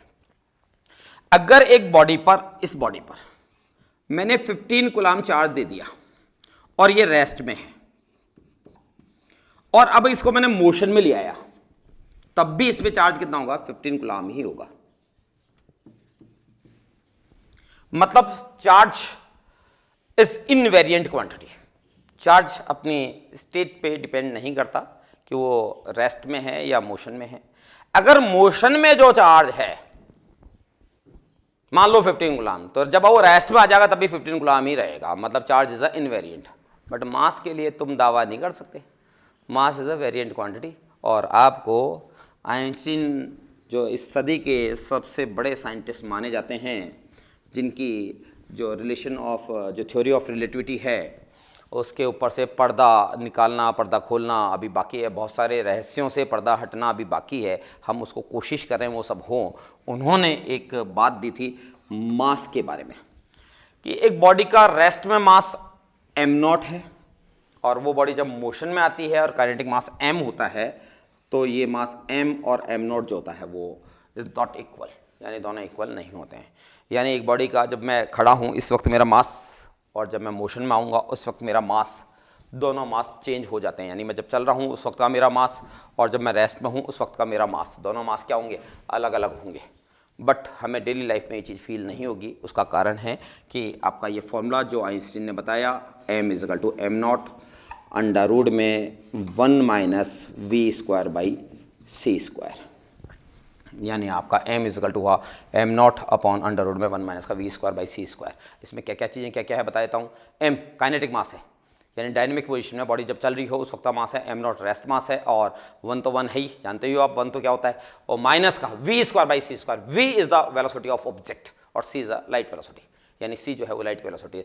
जनरल लाइफ में जब हम लोग चलते हैं तब हमारी जो स्पीड होती है वो स्पीड बहुत छोटी होती है c से, तो इसका स्क्वायर करेंगे v स्क्वायर, तो ये तो बहुत ज़्यादा छोटा हो जाएगा किससे, c स्क्वायर से। तो अब जब मैं v स्क्वायर में, ये बहुत ही ज़्यादा छोटा हो जाएगा किससे, 1 से, यानी ये इग्नोरेबल होता है, ये इग्नोरेबल होता है। दैट्स वाई हमारे मास में जो चेंज हुआ है, जो हमारा मास इंक्रीज हुआ है वो हमें फील नहीं होगा।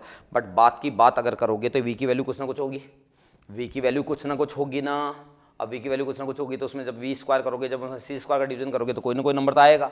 वो नंबर इसमें से अगर इसका डिवीजन करोगे तो 1 में से उस चीज़ को लेस करोगे तो नीचे वाली चीज़ 1 से कम हो गई, और 1 से छोटी चीज़ का अगर डिवीजन करेंगे तो डेफिनेटली m बड़ा होगा m नॉट से। यानी कि ये बात तो बिल्कुल तय है कि मास जो होगा वो इंक्रीज होता है। और वो तब क्या होता है, तब क्या होता है जब पार्टिकल ऐसा हो जो बहुत छोटा हो, तब क्या होता है।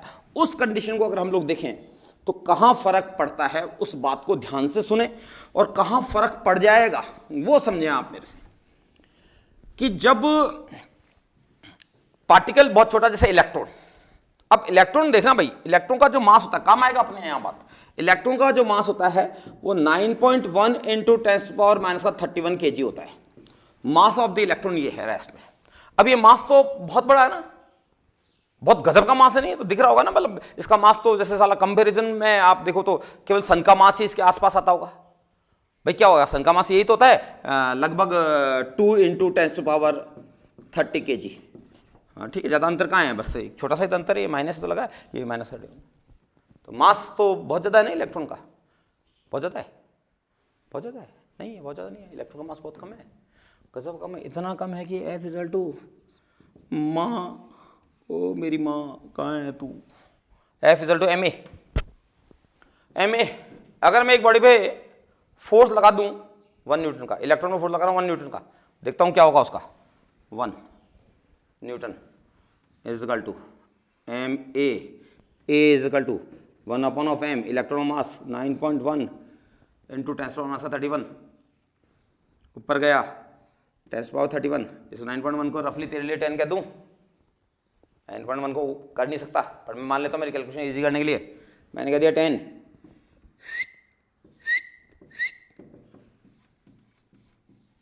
मतलब इलेक्ट्रॉन का एक्सेलरेशन जो है मेरे दोस्त 10 इंटू 10⁻30 मीटर पर सेकेंड स्क्वायर, यानी 1 सेकेंड में अगर एक इलेक्ट्रॉन मेरे पास यहाँ रखा हो और लेकिन मैं उसको तप्पड़ जमा दूँ, रपट मार दे उसके, तो इलेक्ट्रॉन की अगर अपन रपट मार दी तो इलेक्ट्रॉन का अब सोच 1 सेकंड बाद में इलेक्ट्रॉन की वेलोसिटी क्या होगी। तो जो तेरा फॉर्मूला था, फॉर्मूला हटा दिया अपने, फॉर्मूला था m is equal to m not under root में 1 minus v square by c square. ये v कितना ज़्यादा बढ़ जाएगा, यानी मैं ये कहना चाहता हूं कि हमें ये फील नहीं होता कि हमारा मास इंक्रीज हुआ है, क्योंकि हमारी स्पीड बहुत कम होती है। बट छोटे पार्टिकल पे अगर आपने छोटा सा भी फोर्स लगा दिया तो उसका एक्सेलरेशन इतना जबरदस्त होगा कि उसका मास चेंज हो जाएगा, उसके मास में चेंज हो जाएगा। और ये जो बात है मास में चेंज नहीं होना चाहिए, ये चीज हमें यूज करनी होती है साइक्लोट्रॉन में। साइक्लोट्रॉन आगे बढ़ेंगे, हम बमबारी करेंगे और नए नए एलिमेंट्स बनाएंगे और जो पुराने एलिमेंट्स हैं उनको फोड़ेंगे। ये हमारी शुरुआत से आदत रही है। हम सृजनात्मक और विनाशात्मक, मतलब चीज़ों को सर्जन भी हमने किया और विनाश भी हमने किया, हम लगे रहे हैं इस चीज़ में। तो जो हमारा साइक्लोट्रॉन एक डिवाइस होगी, साइक्लोट्रॉन का नाम तो कभी सुना ही होगा आपने, नहीं तो नहीं सुना होगा तो आप जब भी कभी किसी वाटर पार्क में गए हों तो वहाँ साइक्लोट्रॉन जैसा एक नाम आता है। तो वो साइक्लोट्रॉन में इसलिए इलेक्ट्रॉन को एक्सेलरेट नहीं किया जा सकता क्योंकि इलेक्ट्रॉन का वेलोसिटी बहुत तेज बढ़ता है, तो वहाँ इसका यूज़ नहीं किया जाता है क्योंकि वहाँ हमें कुछ चीज़ों को सिंक्रोनाइज करना होता है। तो उस चीज़ों में मत जाओ, ये आज के 4 महीने बाद में पढ़ेंगे। बट फिलहाल हम बात करें, बात की बात अगर मैं करूं तो मुझे एक बात बताओ कि मास जो रेस्ट में होता है वही मोशन में होता है ना, किसी भी बॉडी का मास जो है जितना रेस्ट में होता है उतना ही मोशन में होता है ना। तो आप कहोगे नहीं सर ऐसा नहीं होता है, जब मैं रेस्ट में हूं तब मेरा मास और जब मैं चल रहा हूं तब मेरा मास दोनों चेंज होते हैं, बट मेरी खुद की स्पीड कम है इसलिए मुझे उसका आभास नहीं होगा जो मेरा मास बड़ा है। बट अगर छोटे पार्टिकल इलेक्ट्रॉन जैसे कि अगर हम बात किया जाए तो उसका मास चेंज हो जाएगा। यानी 100 बातों की एक बात है कि फाइनल बात कर, अगर मगर मत कर, जो करना है वो कर और फालतू की बातों को छोड़ के सीधी एक ही बात करेंगे। और एक ही बात ये है कि मास जो है वो एक वेरिएंट क्वांटिटी है और मास जो है वो चेंज होगा, और मास जो होगा वो मोशन में अगर आ गया तो वो बढ़ेगा। यानी E/m में E तो चेंज नहीं होगा इलेक्ट्रॉन का, बट मास बदल जाएगा, और मास बदल जाएगा इसलिए E/m नहीं रह पाएगा। कौन सी चीज? E/m नहीं रह पाएगा, एक यूनिवर्सल कांस्टेंट यानी इलेक्ट्रॉन का E/m वेरी करेगा। और क्या होगा देखते हैं डिफरेंट ऑफ उनके लिए कि अगर जब रेस्ट में था तो क्या था और मोशन में था तो क्या था। ये दो चीजें, अगर मेरे पास मैं चार्ज की बात करता हूं, यहां चार्ज यानी चार्ज है, चार्ज रेस्ट में Q0 था और मोशन में Q था, तो इनके बीच में रिलेशन क्या हो गया साहब? Q = Q0, यानी ये रिलेशन इनके बीच में, यानी Q0 = Q, ये इनमें रिलेशन है दोनों चार्ज। मास के बारे में बात करें, मास के बारे में क्या चीज़ है साहब? रेस्ट में मास m0 था, मोशन में मास जो था वो m था। क्या m0 और m दोनों बराबर हैं? बराबर हैं? नहीं है। कौन बड़ा है? ये जो अपना m बड़ा है, ये आपका m जो बड़ा है वो m0 से बड़ा है, यानी मोशन वाला मास रेस्ट वाले मास से बड़ा है। अब मैंने कहा स्पेसिफिक चार्ज जो कि आपका Q/m होता है, Q/m यानी आपका यहाँ बार बात करूँ तो होगा Q0/m0। बोलो बच्चों कितना होगा Q0/m0 रेस्ट में, और ये हो गया Q/m। तो मेरा क्वेश्चन है कि Q0/m0 और Q/m में कौन बड़ा होगा? तो कौन सा बड़ा होगा? ये दोनों का सेम रहेगा, न्यूमरेटर दोनों का सेम है, डिनोमिनेटर जिसका बड़ा होता है वो फिजिकल क्वांटिटी छोटी हो जाती है। यहाँ पर मास, यहाँ पर मास, यहाँ पर मास, यहाँ पर मास, मास मास मास, मोशन वाला बढ़ गया था तो फाइनली ये चीज़ छोटी हो जाएगी। यानी कि हम लोग बोलेंगे Q0/m0 जो है वो लार्जर है Q/m से। बात क्लियर है आपको मेरी? यानी सबसे बड़ी चीज मैक्सिमम पॉसिबल इलेक्ट्रॉन का स्पेसिफिक चार्ज कितना होता है? 1.76 × 10⁻11 कूलम पर kg है। अगर वही इलेक्ट्रॉन मोशन में आ गया तो उसका जो E/m होगा वो 1.76 × 10⁻11 कूलम पर kg नहीं रहेगा, 1.76 × 10⁻11 कूलम पर kg से वो कम होगा। बात समझ में आ गई? यानी यहाँ हम लोगों को एक चीज़ मिल गई और काफ़ी रिलेशन मिल रहे हैं कि चार्ज ने मना कर दिया नहीं रहूँगा मास के बिना, यानी चार्ज ने स्ट्राइक कर दी, बोले भाई साहब मास के साथ ही रहूँगा, मास के बिना तो रहूँगा ही नहीं। यानी कि चार्ज कांट स्टे विदाउट मास, यानी ठीक है, यानी चार्ज और मास के बीच में कुछ गहरा गहरा गहरा संबंध है, बहुत गहरा रिलेशन है। ठीक है, अब देखें साहब चार्ज और मास के बीच में क्या क्या सिमिलरिटीज़ हैं, क्या क्या इनके बीच में डिफरेंसेस हैं, वो सब चीज़ें हम लोग देखते हैं। तो बात कहाँ थी अपनी? मास और चार्ज के बारे में। ठीक है, मास और चार्ज के बीच में बहुत सारी सिमिलरिटीज़ भी हैं और बहुत सारे इनके बीच में डिफरेंसेस भी हैं। तो मास और चार्ज के बीच में डिफरेंसेस क्या क्या हैं पहले अपन लोग ये देख लेते हैं। कोई डाउट नहीं है, बेसिक पार्टिकल है मास और चार्ज। ठीक है, और इलेक्ट्रोस्टैटिक्स में जो प्लेस चार्ज का है वो प्लेस ग्रेविटेशनल फिजिक्स में मास का था। ठीक है, यानी आप अगर इलेक्ट्रोस्टैटिक्स के ढंग से स्टडी कर रहे हो तो ग्रेविटेशन वाला चैप्टर आपका ढंग से तैयार होता जा रहा है, मतलब आप इसको ढंग से पढ़ रहे हो। तो मैंने शुरुआत में भी कहा था आपसे ऐसा होगा। तो डिफरेंस क्या क्या है ऐसा, पहले डिफरेंस की बात करते हैं। Mass is a fundamental quantity but charge is derivative quantity.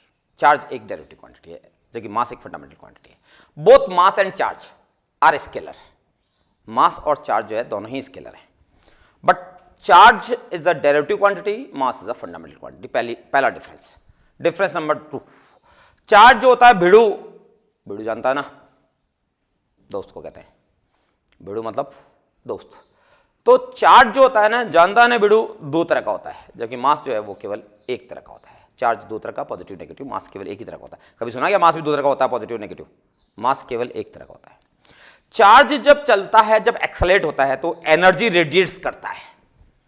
जबकि मास ऐसा नहीं करता। मास जब मोशन में होता है, एक्सेलरेट होता है, तो कोई एनर्जी का कोई रेडिएशन नहीं करता है, बट चार्ज जब एक्सेलरेट होगा तो एनर्जी रेडिएट करेगा। चार्ज इज इनवेरिएंट, अभी भी पढ़ा आपने, चार्ज रेस्ट में और मोशन में दोनों में सेम रहेगा, बट मास वेरी कर जाएगा। और मोशन में अगर चार्ज मास है, मोशन में अगर मास है तो उसकी स्पीड के साथ में उसका मास बढ़ता जाएगा। आपकी स्पीड जो होनी चाहिए, उस पार्टिकल की जो स्पीड होनी चाहिए वो लाइट के कंपेरेबल आनी चाहिए, तो आपको वो चेंज साफ साफ दिखेगा, अदरवाइज नहीं दिखेगा। ठीक है, तो mass is a variant but charge is a invariant. Both mass and charge are quantized quantity. Quantized quantity किसे कहते हैं आगे देखेंगे, अगले या तो कल के टॉपिक में हम लोग इसी को देख रहे हैं। Both mass and charge are quantized quantity. But हमें एक बात कहते हुए कि मास तो हमने पहले से देख लिया था, मास के बारे में तो हम लोग शुरुआत से ही जानते हैं, चार्ज के बारे में तो हमें बहुत लेट पता लगा, बट क्वांटा ऑफ मास हमें आज भी नहीं पता, and quanta of charge is a electron, जो कि मिलिकन ने बताया था, मैंने 2 मिनट पहले बात किया था। क्या होता है क्वांटा, क्वांटम थ्योरी में देखेंगे। ठीक है, तो अपनी ये बातें हैं सब। और चार्ज जो है वो हमेशा कंजर्व रहेगा, एक डिफरेंस ये भी है, charge is always conserve, but mass कभी भी अकेला कंजर्व नहीं रहता है। आइंस्टीन के आने के बाद में पता लगा, शुरुआत में तो हम ये भी मानते थे कि मास भी कंजर्व रहता है, बट आफ्टर आइंस्टीन हमें पता लगा both mass and energy are conserve. लेकिन आइंस्टीन से पहले हम लोग क्या मान के चलते थे, मास इज कंजर्व, बट अब हम लोग यहां क्या कहेंगे डिफरेंस में, charge is a conserve quantity but mass is not a conserve quantity, both mass and energy are conserve. बात यहां डिफरेंस इन दोनों की हो रही है, तो यहां पर ये बात होती है सब। जो मैंने डिफरेंस बताई, अगर वो डिफरेंस आपसे मैं कहूं कि आप लिखो, हाँ ना, तो ये आपको अपनी कॉपी में लिखना है। मैं एक बार रिपीट कर देता हूँ कौन कौन से डिफरेंस बताए। Charge and mass are basic properties हैं, दोनों बेसिक चीज़ें हैं। ठीक है, मास जो है वो फंडामेंटल क्वांटिटी है, जबकि चार्ज जो है वो डेरिवेटिव क्वांटिटी है। चार्ज जब रेस्ट में होता है तब भी जो उसकी वैल्यू है वही उसकी मोशन में रहेगी, जबकि मास की वैल्यू चेंज हो जाएगी।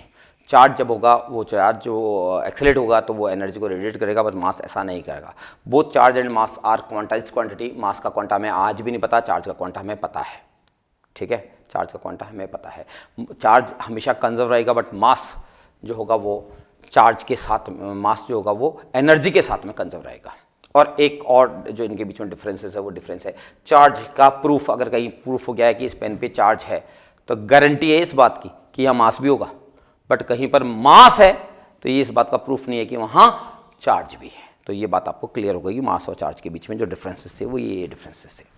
हाँ साहब, देखो बेसिक बातों में ही एक बात और है हमारे पास। आप 2 बॉडीज हैं और दोनों बॉडीज के बीच में फोर्स ऑफ अट्रैक्शन है। आपने तो कहा था सिमिलर चार्जेस जो होंगे वो रिपेल करेंगे और जो अपोजिट चार्जेस होंगे वो एक दूसरे को अटैक करेंगे। 2 बॉडीज हैं और 2 बॉडीज जो हैं वो एक दूसरे को अटैक करती हैं। तो 2 बॉडीज के बीच फोर्स ऑफ अट्रैक्शन है। क्या आप कंफर्म्ड हैं, आप क्या श्योर हैं कि they are charged body? Force of attraction को देखकर क्या आप ये गारंटेड बता देंगे कि दे आर चार्ज्ड बॉडी? क्या आप कंफर्म बता देंगे? सोच के बताना मुझे आंसर। क्या 2 बॉडीज़ के बीच में अट्रैक्शन फोर्स लग रहा है और सिर्फ उसको देखकर आप ये बता देंगे दे आर चार्ज्ड?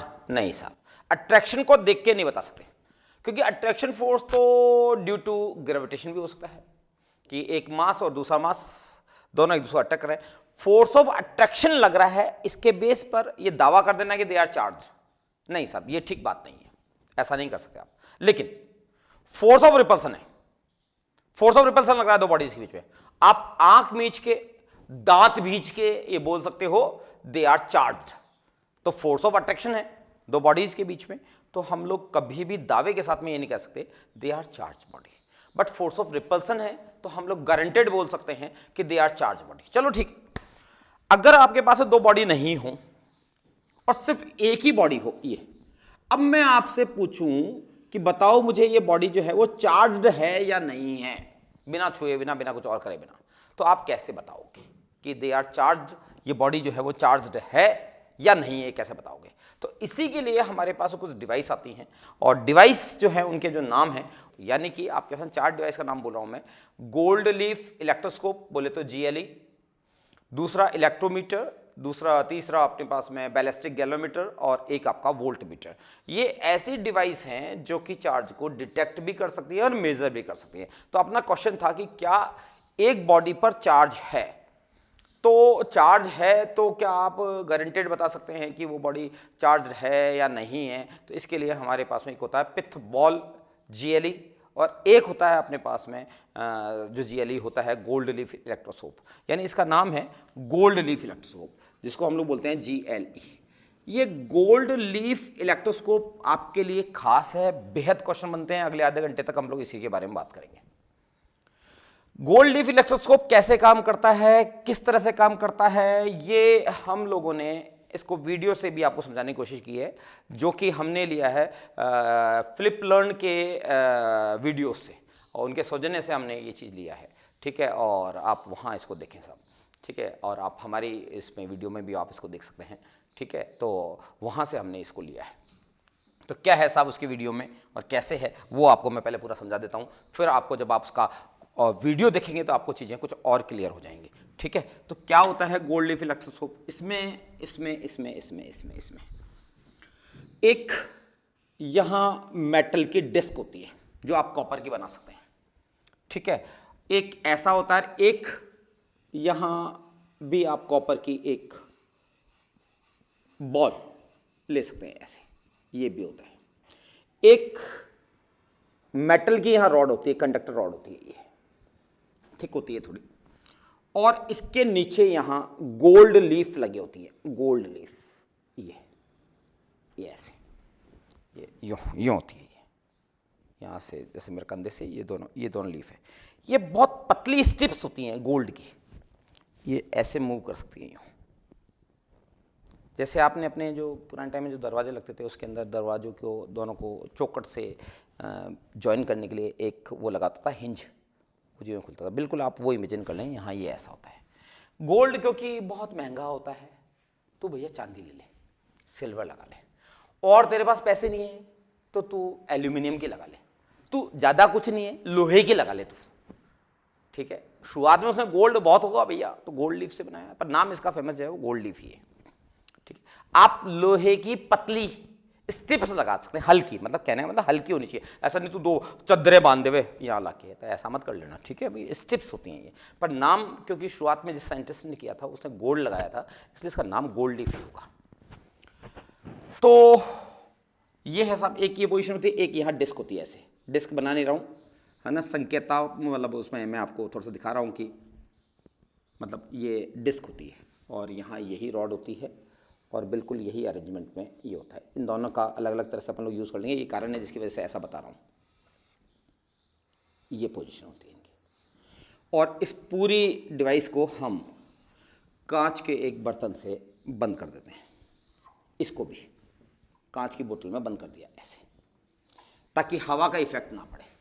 कांच की बोतल का ही काम है। और दूसरा भी मैं जब क्वेश्चन बनाऊंगा तो मैं इसका यूज़ भी करूंगा कि कांच की बोतल से बंद क्यों किया है, हम उसका यूज़ भी करेंगे। तो साहब ये जो लीफ है अगर वो ऐसे हैं तो ये गोल्ड लीफ जो है वो न्यूट्रल गोल्ड लीफ कहलाता है। अगर ये लीफ ऐसा डाइवर्स हो जाए, फैल जाए, मतलब इस तरह से अगर ये फैल जाए लीफ यूं, अगर ये लीफ ऐसे फैली भी हो यूं, अब मैं दोनों में नहीं बताऊंगा, मैं आपको एक बताऊंगा, आप वीडियो से देखेंगे चीज समझ में आएगी। अगर ये ऐसे यूं फैल जाए, यूं फैल रही हो, तो अगर ये यूं फैलेगी इसका मतलब ये चार्ज्ड है। अब लीफ पर अगर चार्ज पॉजिटिव है तो ये कहलाता है पॉजिटिवली चार्ज GLE, और लीफ पर चार्ज अगर नेगेटिव है तो ये कहलाता है नेगेटिवली चार्ज GLE। डिस्क पे कोई सा भी चार्ज हो उससे कोई मतलब नहीं है। लीफ पे जो चार्ज है, अगर लीफ पे पॉजिटिव चार्ज है तो सब पॉजिटिवली चार्ज GLE, और लीफ पर अगर चार्ज नेगेटिव है तो नेगेटिवली चार्ज GLE कहलाता है। बताओ ये GLE कैसा चार्ज्ड है? तो ये नेगेटिवली चार्ज GLE है, और ये वाला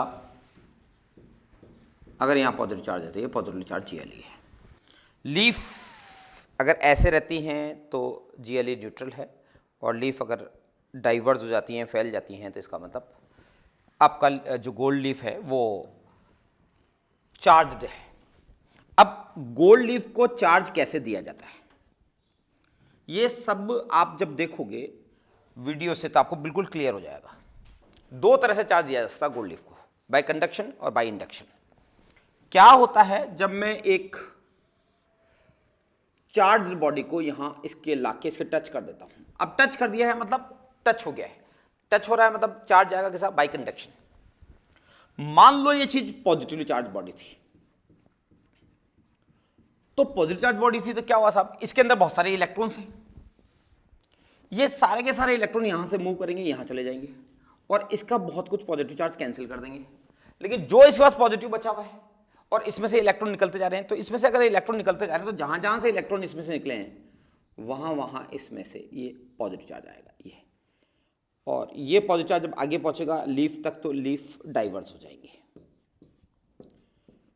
ये क्या हुआ इस प्रोसेस में, ये पॉजिटिव चार्ज बॉडी थी, मैंने इसको लाके इस पर टच कराया तो इसमें से जहां जितने भी इलेक्ट्रॉन्स थे इसमें, ये इलेक्ट्रॉन्स यहां से निकल के यहां पहुंचे, तो जहां से इलेक्ट्रॉन निकल के इसको डिफ्यूज कर रहे हैं इसके पॉजिटिव को, इसका मतलब हमें क्या लगेगा, इसका पॉजिटिव चार्ज यहां आ गया, दिस अ कंडक्शन। ठीक है, ये कंडक्शन कहलाएगा। अगर मैं इसी केस में एक काम दूसरा कर देता हूं कि ये जो बॉडी जो लेके आ रहा हूं, अगर मैं उसको न्यूट्रल बॉडी लिया, नेगेटिव चार्ज बॉडी लिया हूं, नेगेटिव चार्ज बॉडी लिया हूं, तो नेगेटिव चार्ज बॉडी लेके आता हूं तो क्या होगा वो देखिए आप, ये मैं नेगेटिवली चार्ज बॉडी लेके आया यहां पर, ये नेगेटिव, तो क्या होगा साहब, यहां से जो इसका नेगेटिव चार्ज है वो इलेक्ट्रॉन इसमें फ्लो होना स्टार्ट होगा। अब इलेक्ट्रॉन फ्लो होना स्टार्ट होगा तो यहां नेगेटिव आ जाएगा, यहां negative negative negative negative negative, और ये नेगेटिवली चार्ज Gle बन जाएगा। यानी कंडक्शन से जो चार्ज आता है वो ऐसे जाता है। अब थ्रू इंडक्शन कैसे जाता है, तो थ्रू इंडक्शन किस तरह से जाएगा उसको देखें आप, ये मुझे हटाना पड़ेगा यहां से, ये लो, ये मेरी मेटल की डिस्क है, मेटल की इस डिस्क के अंदर पॉजिटिव नेगेटिव सब है, बोलो भैया पॉजिटिव नेगेटिव सब है, और यहां अपना ये लीफ है जो अभी ग्रेविटी के कारण इस पोजीशन में है। अब मैं एक पॉजिटिवली चार्ज बॉडी को यहां लाता हूं, देखिएगा पूरा समझना, जो इंडक्शन से जो आपने दिया था वो पूरा समझ में आएगा आपको। अब मैं यहां एक पॉजिटिवली चार्ज बॉडी इसके पास में लाके रखता हूं, इसको छुआना नहीं, इसको टच नहीं करना, क्योंकि हमें चार्ज देना है बाय इंडक्शन। तो जब आप इसके पास में लाके रखोगे तो क्या होगा, जो सिमिलर चार्ज है वो कौन सा है, पॉजिटिव, तो सिमिलर चार्ज जो पॉजिटिव था वो तो इससे रिपेल होगा, और जो इसका अपोजिट चार्ज था वो चार्ज इससे अट्रैक्ट होगा। यानी ये जो इसका नेगेटिव चार्ज था, जो भी इस पे नेगेटिव था वो नेगेटिव यहां आ गया, और जो इसका पॉजिटिव, जो इसमें पॉजिटिव था वो सारा इससे रिपेल हुआ, और इससे रिपेल होकर वो यहाँ पहुँचा। पता है ना, जो अपने जब इंडक्शन से चार्ज दिया था तो जब बॉडी लेके आए थे यहाँ से, ये मैं इसको लेके आया तो इसके अंदर ऑलरेडी जो पॉजिटिव और नेगेटिव दोनों तरह के चार्जेस थे, मैं इसको यहाँ से लेके आया यहाँ, ये मैं इसको पास में लाया, तो पास में लेके आया तो ये पॉजिटिव चार्ज है अगर इस बॉडी पर, तो यहाँ नेगेटिव हो गया था, इधर पॉजिटिव हो गया था। वो क्यों हो गया था, वो इसलिए हो गया था। अब ये पोजिशन बन गई, और इनकी जो पत्तियाँ जो थी उनमें फैलाव आ गया, क्योंकि पॉजिटिव पॉजिटिव रिपेल करेंगे। अब ये जो लीव थी, ये लीव आपकी यूँ फैल गई, यूँ, ये पॉजिटिव पॉजिटिव ने एक दूसरे को रिपेल किया और इसमें ये फैलाव आ गया। ये अब ये फैल चुकी हैं सब पत्तियां, यहां यूँ फैल गई। अब अगर आप यहां से अगर एक आदमी इसको टच कर ले, अगर एक आदमी अपनी उंगली से या इसको टच कर दे या इसकी अर्थिंग कर दी जाए, अगर मैं इसकी अर्थिंग कर दूंगा तो क्या होगा साहब, अगर आप इसकी अर्थिंग कर देते हैं तो क्या होने वाला है, तो क्या होगा, ये मैंने इसकी अर्थिंग कर दी, अगर मैंने इसकी अर्थिंग कर दूं तो ये जो नेगेटिव था ये तो नेगेटिव इससे अट्रैक्ट होकर यहां आ गया। अब अर्थ से इलेक्ट्रॉन्स आएंगे और वो इलेक्ट्रॉन्स यहां से अंदर एंटर होते हुए एंटर होते हुए एंटर होते हुए एंटर होते हुए एंटर होते हुए इसके सारे पॉजिटिव को कैंसिल कर देंगे। अब यहां कोई चार्ज नहीं है तो ये वापस यूं आ जाएगा। अब क्या हुआ, अब आप अगर इस बॉडी को इसको हटाना नहीं, जब अर्थिंग किया था तब इसको पता हटाना, वरना ये जो पॉजिटिव इस नेगेटिव से जो बंधा हुआ है ये भी अर्थ में चला जाएगा। तो अब मैंने क्या किया कि इसकी अर्थिंग हटाई, जो स्टेप थर्ड में करते थे अपन लोग, इसकी अर्थिंग हटाई और इस बॉडी को भी यहां से हटा लिया, इस बॉडी को वगैरह यहां से मैंने हटा लिया। तो ये जो यहां नेगेटिव चार्ज हुआ था ये नेगेटिव चार्ज यहां चला गया और वो नेगेटिव चार्ज आपका यहां पर भी आ गया और डाइवर्स वापस आ जाएगा। यानी ये जो मेथड था ये मेथड था बाय इंडक्शन। यानी आप एक तरह से देखें मैंने पूरा इंडक्शन वाला मेथड फिर से करवा दिया। सपोज अगर मैं जिस बॉडी को ला रहा हूं वो नेगेटिवली चार्ज बॉडी ला रहा हूं, इस डिस्क के पास में एक नेगेटिवली चार्ज बॉडी लेके आ रहा हूं, तो अब क्या क्या होगा वो सुने आप। यहां पर क्या क्या होगा, जैसे ही मैं नेगेटिवली चार्ज किसी बॉडी को यहां पास में लाता हूं, ये इसके पास में लेके आया यहां पर, अब क्या होगा, इसका जो अपोजिट चार्ज है वो तो इसके अट्रैक्ट होके यहां आ जाएगा, वो तो अट्रैक्ट होके यहां आ जाएगा। अब वो जो अट्रैक्ट होकर यहाँ आया और जो इसका जो अपोजिट चार्ज जो था, जो नेगेटिव हो चुका था, वो यहाँ से जो नेगेटिव चार्ज था, जो नेगेटिव हुआ वो यहाँ से जो हुआ, जो यहाँ होना चाहिए था, बट यहाँ इसको जगह है ज़्यादा दूर जाने के लिए, तो वो सारा नेगेटिव अपना यहाँ से होता हुआ यहाँ पहुँच गया। समझ में आ रहा है कैसे पहुँचा? नेगेटिव जो था, जो सिमिलर चार्ज था, वो जितना पॉसिबल होगा उतना दूर जाएगा, तो जितना इससे पॉसिबल ये ज़्यादा दूर नहीं है, ये है, यहाँ पहुँच गया। अब क्या हुआ साहब, मैं इसकी अर्थिंग करूँगा, तो जब मैं इसकी अर्थिंग करूँगा तो ये तो इससे बंधा हुआ है, ये वाला जो नेगेटिव है यहाँ से ये इलेक्ट्रॉन निकलना स्टार्ट होंगे, और ये यहाँ से जो मैंने इसकी अर्थिंग करी है, ये सारे के सारे इलेक्ट्रॉन्स यहाँ से निकल के यहाँ चले गए। अब ये वाला पॉजिटिव क्यों नहीं गया? ये पॉजिटिव इससे बंधा हुआ है। अगर मैं इसको अर्थिंग को हटा देता हूँ, अर्थिंग को हटा देता हूँ, ये मैंने अर्थिंग को हटा दिया, और इसको भी मैं हटा देता हूँ। अब जो इसका पॉजिटिव चार्ज बचा हुआ था, जैसे ही मैंने अर्थिंग किया था, पता है ना, ये अर्थिंग जब आपने कर रखी थी तो ये फिर से लीव्स ऐसे हो जाएंगी, और अर्थिंग से हटाने के बाद और उस बॉडी को भी रिमूव कर लिया मैंने, तो यहाँ जो पॉजिटिव चार्ज था मेरा, ये सारा का सारा मेरा पॉजिटिव चार्ज यहाँ यहाँ यहाँ और यहाँ और यहाँ और यहाँ, और जैसे ही लीव पे भी आया, जैसे ही लीव पे आया, ये लीव जो थी वो डाइवर्स हो गई। ये पोजीशन बन जाएगी। बात समझ में आई है आपको? यानी मैंने दो तरीके से चार्ज दिया है गोल्ड लीफ को, और दो तरीके से कौन कौन सा बोला?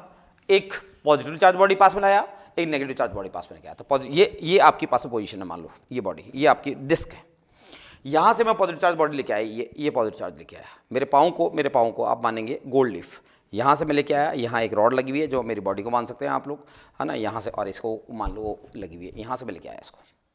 अब जैसे मैं लेके आया, ये खोपड़ी हो गई मेरी, यहाँ लेके आया, इसको पास में लेके आ रहा हूँ, तो क्या होगा, इस बॉडी में यहाँ इलेक्ट्रॉन पॉजिटिव नेगेटिव पॉजिटिव सब तरह के पार्टिकल थे, ये पॉजिटिव है तो सारे पॉजिटिव इधर आ गए, नेगेटिव दूर जाएंगे तो नेगेटिव दूर जाएंगे, मेरे पाँव फैल रहे हैं। हाँ, तो मेरे जो पाँव फैले हैं, इसका मतलब क्या हुआ है कि भाई वहाँ पर जो नेगेटिव चार्ज पहुँच गया और वो डाइवर्स हो गई। अब क्या हुआ साहब, मैं अर्थ करूँगा तो यहाँ जो पॉजिटिव था, ये जो बॉडी पॉजिटिव थी, यहाँ जो आपके पास में नेगेटिव था, ये जो नेगेटिव था, ये तो इससे बंधा हुआ है। तो अर्थिंग जब मैंने किया तो यहाँ से अर्थ से क्या है, अर्थ से जो इलेक्ट्रॉन आके उन्होंने लीव का जो भी पॉजिटिव चार्ज था वो खत्म कर दिया, तो लीव का पॉजिटिव चार्ज खत्म हुआ तो लीव वापस ऐसे आ गई। अब मैं क्या करूंगा, अर्थिंग भी हटाऊंगा और इस बॉडी को भी हटा दूंगा, तो जो यहाँ पॉजिटिव चार्ज जो यहाँ रुका हुआ था वो पॉजिटिव चार्ज पूरे पे फैल गया और ये बन गया पॉजिटिव चार्ज Gle। लेकिन अगर सपोज करो, अरे ये वो वाली है मेरी बॉल है, ये बॉल, ठीक है, ये रॉड, गले को समझ लो छोटा सा ही है लेकिन गला, अरे ये रॉड, और ये जो मेरे पाँव है वो लीफ हो गई, ये नेगेटिव चार्ज बॉडी लेके आया, ये नेगेटिव चार्ज बॉडी लेके आया, तो मेरी जो आंखें हैं वो मान लो आप क्या है, इलेक्ट्रॉन्स हैं, और यहाँ पर जो मैं लेके आ रहा हूँ कौन सा चार्ज लेके आ रहा हूँ, नेगेटिव चार्ज बॉडी लेके आ रहा हूँ, तो ये नेगेटिव को क्या करेगी, रिपेल करेगी, तो ये तो दूर चला जाएगा, लेकिन पॉजिटिव क्या आ जाएगा, पास में आ जाएगा। अब ये पॉजिटिव इस नेगेटिव से बंधा हुआ है, और ये जो नेगेटिव था यहाँ का, ये नेगेटिव यहाँ से होता हुआ, यहाँ से होता हुआ, यहाँ से होता हुआ मेरे दोनों टांगों पे पहुँचा, जो मैं इनको लीफ का नाम दे रहा हूँ, और वो यहाँ से इस तरह से फैलेंगी यूँ। अब क्या हुआ साहब, मैं अर्थिंग करूँगा तो नीचे कौन सा कहता है, नेगेटिव चार्ज, वो सारा का सारा नेगेटिव चार्ज अर्थ में चला जाएगा, बट ये पॉजिटिव क्यों नहीं गया, भाई ने बांध रखा है यहाँ पर। वही वाली बात, कुएं में मैंने 2 बाल्टी गिराई थी, एक बाल्टी धार से कुएं में गिरी थी जाके, दूसरी क्यों नहीं गिरी, अरे भाई वो उससे बंधी हुई है, उसने खींचे रखा है इसको, तो वो नहीं जाएगा। अब क्या हुआ कि अब मैं यहाँ से इसको भी हटा दूंगा, तो जो ये पॉजिटिव था, ये पॉजिटिव सारा उसमें फैल जाएगा, इस तरह से आपका ये पॉजिटिव चार्ज Gle बनेगा। अब सवाल उठता है कि अगर मैं इसके पास में कोई भी बॉडी लाऊं, चाहे मैं उसको टच कराता हूं, चाहे मैं इसको टच ना कराऊं, अगर ये जो अपना मेटल की स्ट्रिप है ये, और ये अपनी मेटल की रॉड है, और ये अपनी लीफ है, अगर कोई बॉडी को मैं इसके पास में लाता हूं यहाँ से, और ये अपनी कांच की बोतल है, मैं यहाँ पर आपसे कुछ क्वेश्चंस पूछूंगा, आपको उनके ढंग से जवाब देने हैं, मैं वीडियो से जो दिखाऊंगा वो भी आपका बहुत कुछ क्लियर हो जाएगा। जो मैं बातें बोल रहा हूँ इन बातों को आप वहाँ से मिलाते चले जाएं, आपको बातें बहुत अच्छे से समझ में आएंगी। मैं एक बॉडी को यहाँ लेके आता हूँ, ये बॉडी मैं यहाँ लेके आता हूँ, और बॉडी को पास में लाने पर या टच कराने पर इस लीफ के डाइवर्जन पर कोई इफेक्ट नहीं पड़ता। इसका मतलब लाई गई बॉडी कैसी है, न्यूट्रल है, उस पर किसी भी तरह का कोई चार्ज नहीं है। लेकिन अगर इस लीफ को पास में लाने पर या टच कराने पर ये जो बॉडी है ये फैलाव होता है, इसमें अगर फैलाव हो रहा है, अगर ये बढ़ गया है, इसका मतलब अगर ये बढ़ रहा है, इसका मतलब लाई गई बॉडी चार्ज्ड बॉडी है, ठीक है। अब सवाल उठता है कि लाई गई बॉडी कैसी है, वो पॉजिटिव चार्ज है नेगेटिव चार्ज है। बात को ध्यान सुने, मैं आपको यह बता रहा हूं कि लाई गई बॉडी पॉजिटिव है या नेगेटिव है, इसकी पहचान कैसे करेंगे, यानी इसकी पहचान कैसे होगी। तो इसके लिए दोस्त एक काम तो आपको करना पड़ेगा, आपको पहले से जो आपके पास बॉडी है, जो पहले से जो आपके पास में बॉडी है, आपका जो जीएलई है, उसके बारे में कम से कम पता होना चाहिए वो पॉजिटिवली चार्ज है या नेगेटिवली चार्ज है। सपोज करो कि आपके पास में एक पॉजिटिवली चार्ज जीएलई है और पॉजिटिवली चार्ज जीएलई है, ये पॉजिटिवली चार्ज जीएलई है। बात को समझना, मैं दोनों के क्वेश्चन एक साथ पूछूंगा। ये पॉजिटिवली चार्ज जीएलई है, मेथड किससे आया, चार्ज किससे आया, इसको चार्ज किससे दिए गए, वो अब हमारे उसमें नहीं, हम पहले पढ़ चुके हैं। और मैं इसके पास में मान लो, ठीक है, मुझे इसके बारे में पता नहीं बॉडी ए है कैसी चार्ज, और लेकिन ये पता है कि जीएलई पॉजिटिवली चार्ज है। अब मैं इसको लाके इसको टच करा देता हूं, मान लो मैंने इसको लाके ये टच करा दिया, यानी मैं कंडक्शन वाला मेथड अडॉप्ट कर रहा हूं। पहली बात तो मैं इंडक्शन वाला भी मेथड अडॉप्ट करूंगा, फिर मैं तुमसे क्वेश्चन पूछूंगा, जवाब आना चाहिए पूरा। मैंने इसको टच कराया, कंडक्शन दिया, और मैं क्या देखता हूं कि जो पत्तियों का जो फैलाव था, जो लीफ का जो फैलाव था, वो पहले से और ज्यादा हो गया। इसका मतलब लाई गई बॉडी कौन सी वाली चार्ज थी, 100% पॉजिटिव। यानी कि अगर इसका डाइवर्जन पहले से और ज्यादा हो गया, ये और ज्यादा बढ़ गई, तो इसका मतलब इसके पास पॉजिटिव चार्ज और ज्यादा आया, तभी तो एक दूसरे को रिपेल करेंगी। अगर ये फैलाव ऐसा हो गया, पहले ये था, अब मैं उसको पास लाके टच कराता हूं, ये यूं हो गया, ये यूं हो गया, इसका मतलब लाई गई बॉडी डेफिनेटली कौन सा वाला चार्ज थी, पॉजिटिवली चार्ज थी, और ये यहां से उसने और पॉजिटिव इसको भेज दिया, ठीक है। लेकिन अगर मान लो तब क्या होता, मेरे पास पॉजिटिवली चार्ज जीएलई है, मेरे पास कौन सा वाला चार्ज जीएलई है भैया, पॉजिटिव चार्ज जीएलई है, और ये मेरे पास पॉजिटिवली चार्ज जीएलई है, और ये यहां है, ये यहां। अब क्या हुआ साहब, मैं इसके पास में लेके आया एक बॉडी को और मैंने इसको टच कराया, और मैं क्या देखता हूं, मेरे टच कराते ही इनका जो डाइवर्जन था वो कम हो गया, और ये जो लीफ थी ये कन्वर्ज हो गई, ये पास में आ गई, ये पास में आ गई। इसका मतलब, अच्छा एक बात आपको पता है, जीएलई आपका पॉजिटिवली चार्ज है, जीएलई आपका पॉजिटिव चार्ज है, बॉडी को मैंने टच करा दिया। अब इस कंडीशन में मैंने इनको देखा, पास आते हुए देखा दोनों को, तो मैं 100% कंफर्म्ड हूं कि लाई गई बॉडी नेगेटिव है, करंटेड वो बॉडी नेगेटिव है। क्यों नेगेटिव है साहब, नेगेटिव नहीं होती तो ये पास में आ ही नहीं सकती थी। ये चार्ज गया यहां से, ये इलेक्ट्रॉन्स यहां से इसमें आए, वीडियो में बिल्कुल साफ साफ दिखेगा, ये इलेक्ट्रॉन यहां से आए, इन्होंने इसको कैंसिल किया, तो इसके पॉजिटिव चार्ज को कैंसिल कर दिया, और अगर पूरा ही कैंसिल कर दिया तो ये बिल्कुल पास में आ जाएगी। यानी लाई गई बॉडी का चार्ज कैसा था, ये हमने कंडक्शन के मेथड से बताया अभी भी आपको। अब मैं बताऊंगा इंडक्शन से, दिमाग लगा, अब इंडक्शन को थोड़ा समझना पड़ेगा आपको। मुझे टच नहीं करना है पहली बात, और ये मेरा जीएलई है, ये मेरा जीएलई है, और जीएलई जो है दोस्त वो मेरा पॉजिटिवली चार्ज जीएलई है, ठीक है। दिमाग लगाना है पूरा, मेंटली बिल्कुल प्रिपेयर रहना, होता क्या है। और मैंने यहां पर इसके पास में एक बॉडी लेके आता हूं, इसको टच नहीं कराऊंगा मैं, और जैसे ही मैं इसको यहां लेके आता हूं, और मैं क्या देखता हूं कि ये जो पॉजिटिव चार्ज जीएलई था, जिसकी पत्तियों का फैलाव ऐसा था, वो ऐसा हो गया, वो ये हो गया, ये पास हो गई, पास आ गई। इसका मतलब इसका पॉजिटिव खत्म हुआ है, सोचो इसका पॉजिटिव खत्म हुआ है, यानी कि यहां पर नेगेटिव आया है, नेगेटिव आया मतलब यहां पर पॉजिटिव गया है, पॉजिटिव गया तो पॉजिटिव किसको रोक के रखेगा, नेगेटिव को। इसका मतलब डेफिनेटली ये बॉडी, वापस बता देता हूं, मैंने कहा इनकी पत्तियों का जो फैलाव था, जो आपका डाइवर्जन था, वो कम हो गया, कम। अब ये कम क्यों हुआ होगा, इसका पॉजिटिव चार्ज कम हुआ होगा। इसका पॉजिटिव चार्ज कम कैसे होगा, कि यहां पर इलेक्ट्रॉन पहुंचे होंगे, अगर यहां इलेक्ट्रॉन पहुंचे होंगे, इसका मतलब क्या किया, वो जो बॉडी जो थी वो सिमिलर चार्जेस को दूर भेजती थी, यानी सिमिलर चार्जेस को दूर भेजती थी। इसका मतलब क्या हुआ, यहां मुझे करंटेड पता लग गया कि यहां से इलेक्ट्रॉन आके इसको कैंसिल कर रहे हैं, यानी जो दूर भेजे गए चार्ज वो इलेक्ट्रॉन है, मतलब वो नेगेटिव है। इसका मतलब ये बॉडी भी कैसी चार्ज है, डेफिनेटली नेगेटिवली चार्ज है, और यहां इसका पॉजिटिव आ गया, और यहां से जो इसके जो इलेक्ट्रॉन थे वो यहां पहुंचे, इसको उन्होंने कैंसिल किया है। उल्टी बात करते हैं, पॉजिटिवली चार्ज जीएलई में लेके बैठा हुआ हूं, ठीक है, और मैं एक बॉडी को इसके पास में लेके आता हूं, टच नहीं करना है, मैं इसके पास में लेके आता हूं, यहां इसके मैंने पास में लेके आया, और पास में लेके आता हूं तो मैं क्या देखता हूं कि इसका जो फैलाव था पत्तियों का, जो इतना था वो और बढ़ गया। अगर वो पत्तियों का फैलाव पहले से ज्यादा बढ़ता है, इसका मतलब क्या हुआ है, लाई गई बॉडी कैसे होगी भाई, इसका पॉजिटिव बढ़ा है। इसका मतलब उसने क्या किया, पॉजिटिव चार्ज को, इस बॉडी ने पॉजिटिव चार्ज को अपने से दूर भेजा है, तो यानी पॉजिटिव चार्ज दूर भेजा है, इसका मतलब नेगेटिव को यहां खींचा होगा इसने, तो नेगेटिव को यहां खींचा है, मतलब यहां इलेक्ट्रॉन्स होंगे, यानी ये नेगेटिव है तो ये पॉजिटिव आया होगा, पॉजिटिव आया होगा मतलब इसका फैलाव बढ़ा होगा। इसका मतलब ये चार्ज और ये चार्ज सेम होना चाहिए, तो ये चार्ज और ये चार्ज सेम होगा, मतलब ये वाली बॉडी कैसे चार्ज होगी, ये वाली बॉडी कैसे होगी, पॉजिटिवली चार्ज, ठीक है। ठीक है, तो कैसे मालूम करते हैं, क्लियर है, हम कैसे मालूम करेंगे, चलो मैं आपसे क्वेश्चन पूछ रहा हूं, आप फटाफट जवाब देना।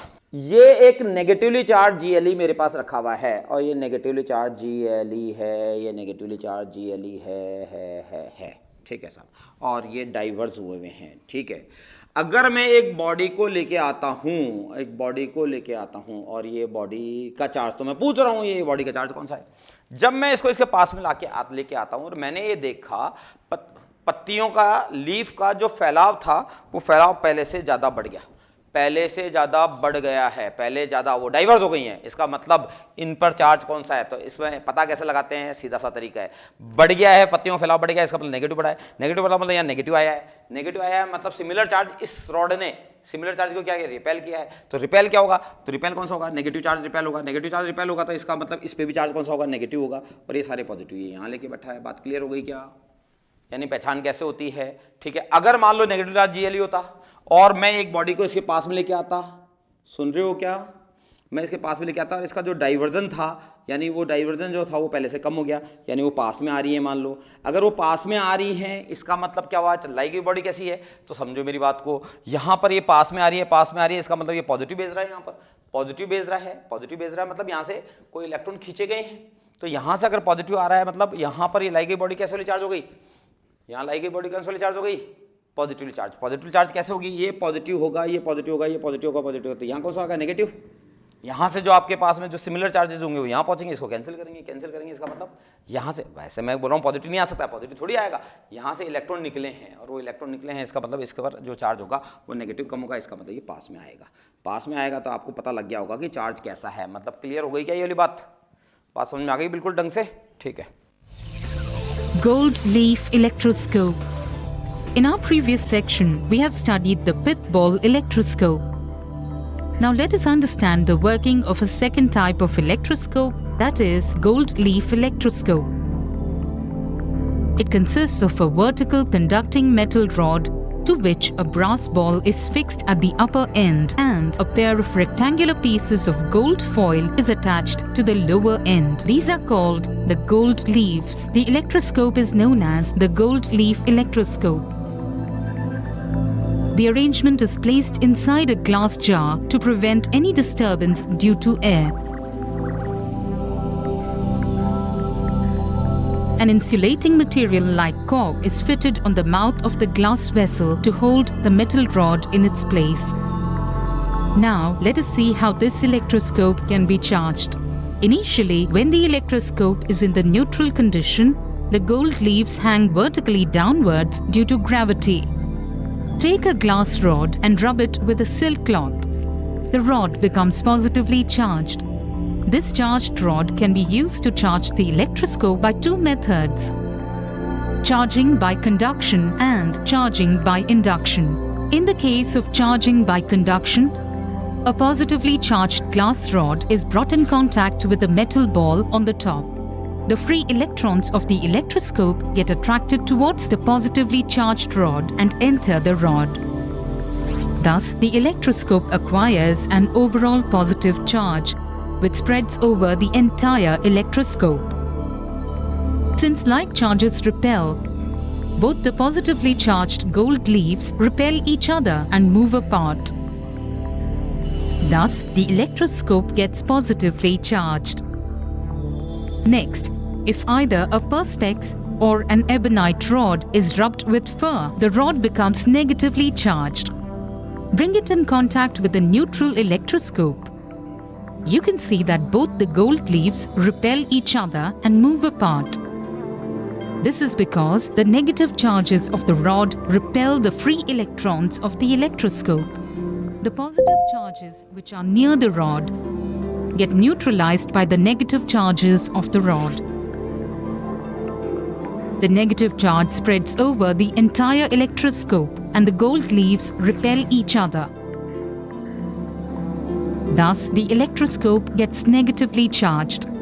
In the case of charging by conduction, a positively charged glass rod makes the electroscope positively charged, and a negatively charged ebonite rod makes the electroscope negatively charged. Thus, both the electroscopes receive the same charge as that possessed by the charging body. The electroscope can also be charged by placing the rod near the electroscope but not touching it. This is called charging by induction. Take a negatively charged ebonite rod and bring it near a neutral electroscope, but do not bring the rod in contact with the electroscope. The negatively charged rod repels the electrons within the electroscope, which move towards the gold leaves.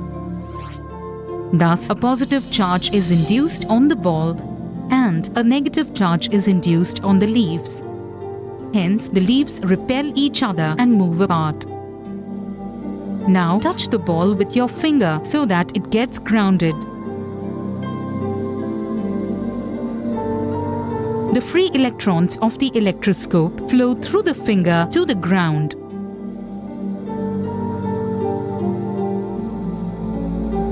And leaves stop repelling each other and collapse. When you remove your finger, the earthing is removed, but still the leaves remain collapsed. Lastly, when we remove the ebonite rod from the vicinity of the electroscope, the positive charge gets distributed all over the electroscope. The leaves repel each other and get diverged. Thus, the electroscope becomes positively charged. Next, bring a positively charged glass rod near a neutral electroscope so that the rod does not touch the electroscope. The free electrons of the electroscope are attracted towards the positively charged rod, and the positive charges are repelled. Both the leaves acquire the positive charge and repel each other. Now, without removing the positively charged glass rod, touch the electroscope with your finger, thereby earthing it. The free electrons from the ground are attracted towards the positive charges of the electroscope. The positive charges of the electroscope combine with the negative charges and neutralize them, because of which the leaves collapse. Now remove the earthing without removing the positively charged glass rod. Thus, there is an excess of negative charge in the electroscope. Finally, on removing the glass rod, the negative charge gets evenly distributed to the leaves. Hence, the leaves once again repel each other and move apart, and the electroscope is said to be negatively charged. This is called charging by induction. Such a charged electroscope can be used to determine whether a particular body is positively or negatively charged. Take a positively charged electroscope. The diverged gold leaves indicate the presence of a charge on the electroscope. The type of the charge on a body can be determined either by conduction or by induction. Take any charged body and bring it in contact with this electroscope. If the leaves get further diverged, then we can say that the charge on the body is positive or the body is positively charged. But if the divergence decreases, then the concerned body is negatively charged. To find the charge on this body, replace this electroscope with a negatively charged electroscope. Its leaves are diverged, indicating the presence of the charge. Touch the body to this electroscope. If the leaves show no change in divergence, then the body does not have any charge or is neutral. But if the leaves show further divergence, the body can be identified as having a negative charge. The charge on the body can also be identified by the method of induction. If a positively charged body is brought near a positively charged electroscope, then the leaves show further divergence. But if a negatively charged body is brought near a positively charged electroscope, then the divergence of the leaves decreases. Hence, when any charged body is brought near a charged electroscope and the divergence of leaves increases, then the body has the same charge as that of the electroscope. On the other hand, if the divergence of the leaves decreases, then the body has a charge opposite to that of the electroscope. To summarize, an electroscope is a charge detecting device which detects the presence of even weak electric charges and determines whether the charge is positive or negative. To detect the charge on a body, an electroscope has to be charged. The charging of a gold leaf electroscope can be done by two methods, conduction and induction. In both the methods, a previously charged body is used to charge the electroscope. Once the electroscope is charged, it can be used to detect the charge on any body, again by two methods. That is, by conduction and induction. In both the methods, on the basis of the behavior of gold leaves, we can detect the presence and the type of the charge on any body. ठीक है साहब, अब देखो यहां पर मैं आपसे अब कुछ क्वेश्चंस पूछूंगा और उन क्वेश्चंस का आपको जवाब देना होगा अपना दिमाग लगा के। दो क्वेश्चन मेरे पास हैं, फिर ये टॉपिक अपना कंप्लीट हो जाएगा। देखिए, एक मेरे पास पॉजिटिवली चार्ज जीएलई है और ये इस बोतल में बंद है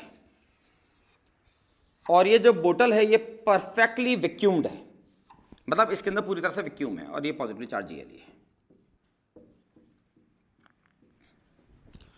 और यहां पर एक और जीएलई है और वो नेगेटिवली चार्ज जीएलई है। लीफ पर जो चार्ज होता है वही चार्ज जीएलई का कहा जाता है। लीफ पर नेगेटिव चार्ज है और ये आपका जीएलई है, ये यहां से एक चार्ज आपके पास है, एक जीएलई आपका पॉजिटिव चार्ज है, एक जीएलई आपका नेगेटिव चार्ज है। और मैं अब इस पर एक्सरे गिराऊंगा, एक्सरे का अटैक करूंगा यहां से। ये मैंने इस पर एक्सरे अटैक किया जीएलई ए पर, और जीएलई बी पर भी मैं एक्सरे का ही अटैक करूंगा। एक्सरे आ रही है यहां से। अब आपको जो भी बात बतानी है वो बिल्कुल सही बतानी है और एक साथ बतानी है, आप इसमें गड़बड़ नहीं कर सकते।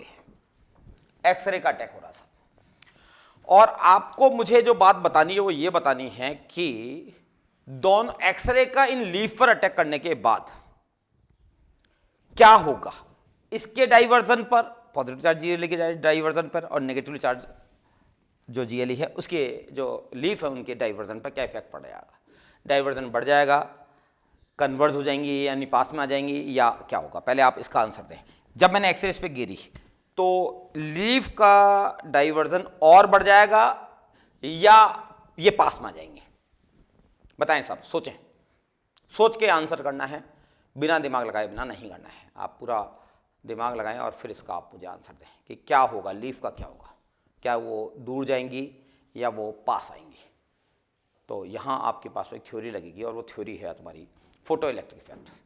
लाइट का किसी मेटल की सरफेस पे गिरना और मेटल में से इलेक्ट्रॉन को बाहर निकालना, जैसा फोटो इलेक्ट्रिक इफेक्ट। आपने थोड़ा बहुत इसका 11th क्लास में पढ़ा था। ये चैप्टर फिजिक्स का है और ये इसका आपका जो 12th क्लास की फिजिक्स में एक चैप्टर नंबर 3 पे ये आता है और वहाँ हम लोग इसको डिटेल में पढ़ेंगे। But x ray higher energy beams हैं, इनके पास में बहुत ज़्यादा एनर्जी है और ये क्या करेंगी, यहाँ जैसे ही इसमें गिरेगी यहाँ से और इलेक्ट्रॉन निकालेगी, मेटल में से और इलेक्ट्रॉन निकालेगी, तो मेटल में से और इलेक्ट्रॉन निकलेगी तो इसका और पॉजिटिव बढ़ेगा, यानी इसका जो पॉजिटिव है वो पॉजिटिव और इंक्रीज होगा, यानी यहाँ और पॉजिटिव इंक्रीज हुआ, यहाँ और पॉजिटिव इंक्रीज होगा, और पॉजिटिव इंक्रीज होगा। जब एक्सरे इस पर गिरेगी तो और पॉजिटिव इसका इंक्रीज होगा, और इंक्रीज होगा तो इसका डाइवर्जन और इंक्रीज होगा, यानी इनका फैलाव और बढ़ेगा।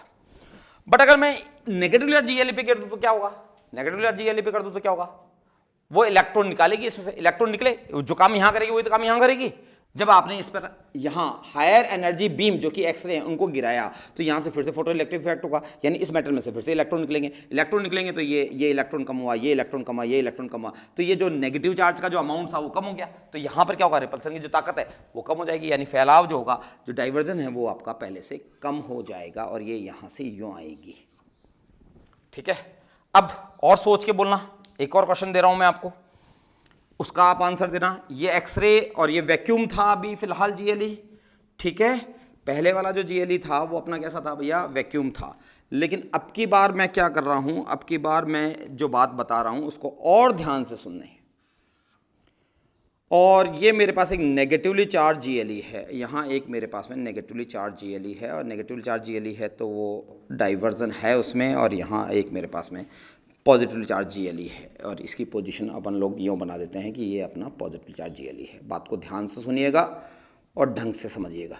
यहाँ से आपका ये पॉजिटिवली चार्ज जीएलई है और डाइवर्जन हुआ हुआ है दोनों लीफ के अंदर, ये डाइवर्जन हुआ हुआ है। अब मैंने क्या किया साहब, दोनों जीएलई पर मैंने एक्सरे गिरी पिछले कंडीशन में, लेकिन मेरा जो जीएलई था वो वैक्यूम्ड था। अब मैं क्या कर रहा हूं, दोनों में एयर भर देता हूं, इसमें भी एयर भर दी और इसमें भी एयर भर दी, यानी दोनों में एयर है। अब मैं इसमें एक्सरे इस पे भी गिरूंगा, एयर फील्ड जीएलई कहलाएगा अभी, और ये वाला जो है वो भी एयर फील्ड जीएलई कहलाएगा। ये जो दोनों ही जीएलई हैं, दोनों एयर फील्ड जीएलई हो गए। अब एयर फील्ड जीएलई हैं, एक पॉजिटिव चार्ज है एक नेगेटिव चार्ज है, आप देख पा रहे हैं दोनों पर ही मैं एक्सरे का अटैक कर रहा हूं। इस पर भी मैंने एक्सरे का अटैक किया है, इस पर भी मैंने एक्सरे का अटैक किया है। एक्सरे सेम, पहले वाली एक्सरे ही है। अब आप सोच के बताओ, दिमाग लगा के बताओ, अगर आपने इसका आंसर सही नहीं दिया तो अभी तक जो आपने सीखा है वो नहीं सीखे के बराबर माना जाएगा। अगर आप मेरे सामने होते और अगर हम आमने सामने होते तो हम बात को अलग तरह से करते, बट फिलहाल आप मेरे सामने नहीं हैं, तो मैं आपको एक बात करूंगा आपसे, और आपसे मैं इसका आंसर चाहूंगा कि आप इसका सोच समझ कर मुझे आंसर दें। आपका एयर फील्ड जीएलई है, एक air field GLE positive charge है और एक एयर फील्ड जीएलई जो है आपका नेगेटिवली चार्ज है। दोनों ही जीएलई में एयर भरी हुई है और मैंने एक्सरे गिराई है, ठीक है। अब एक्सरे गिराई है तो आप मुझे सोच के बताएं, सोचें, समझें और फिर अपना आंसर करें। पूरा ब्रेन आप काम में लें, फिर अपना आंसर देंगे।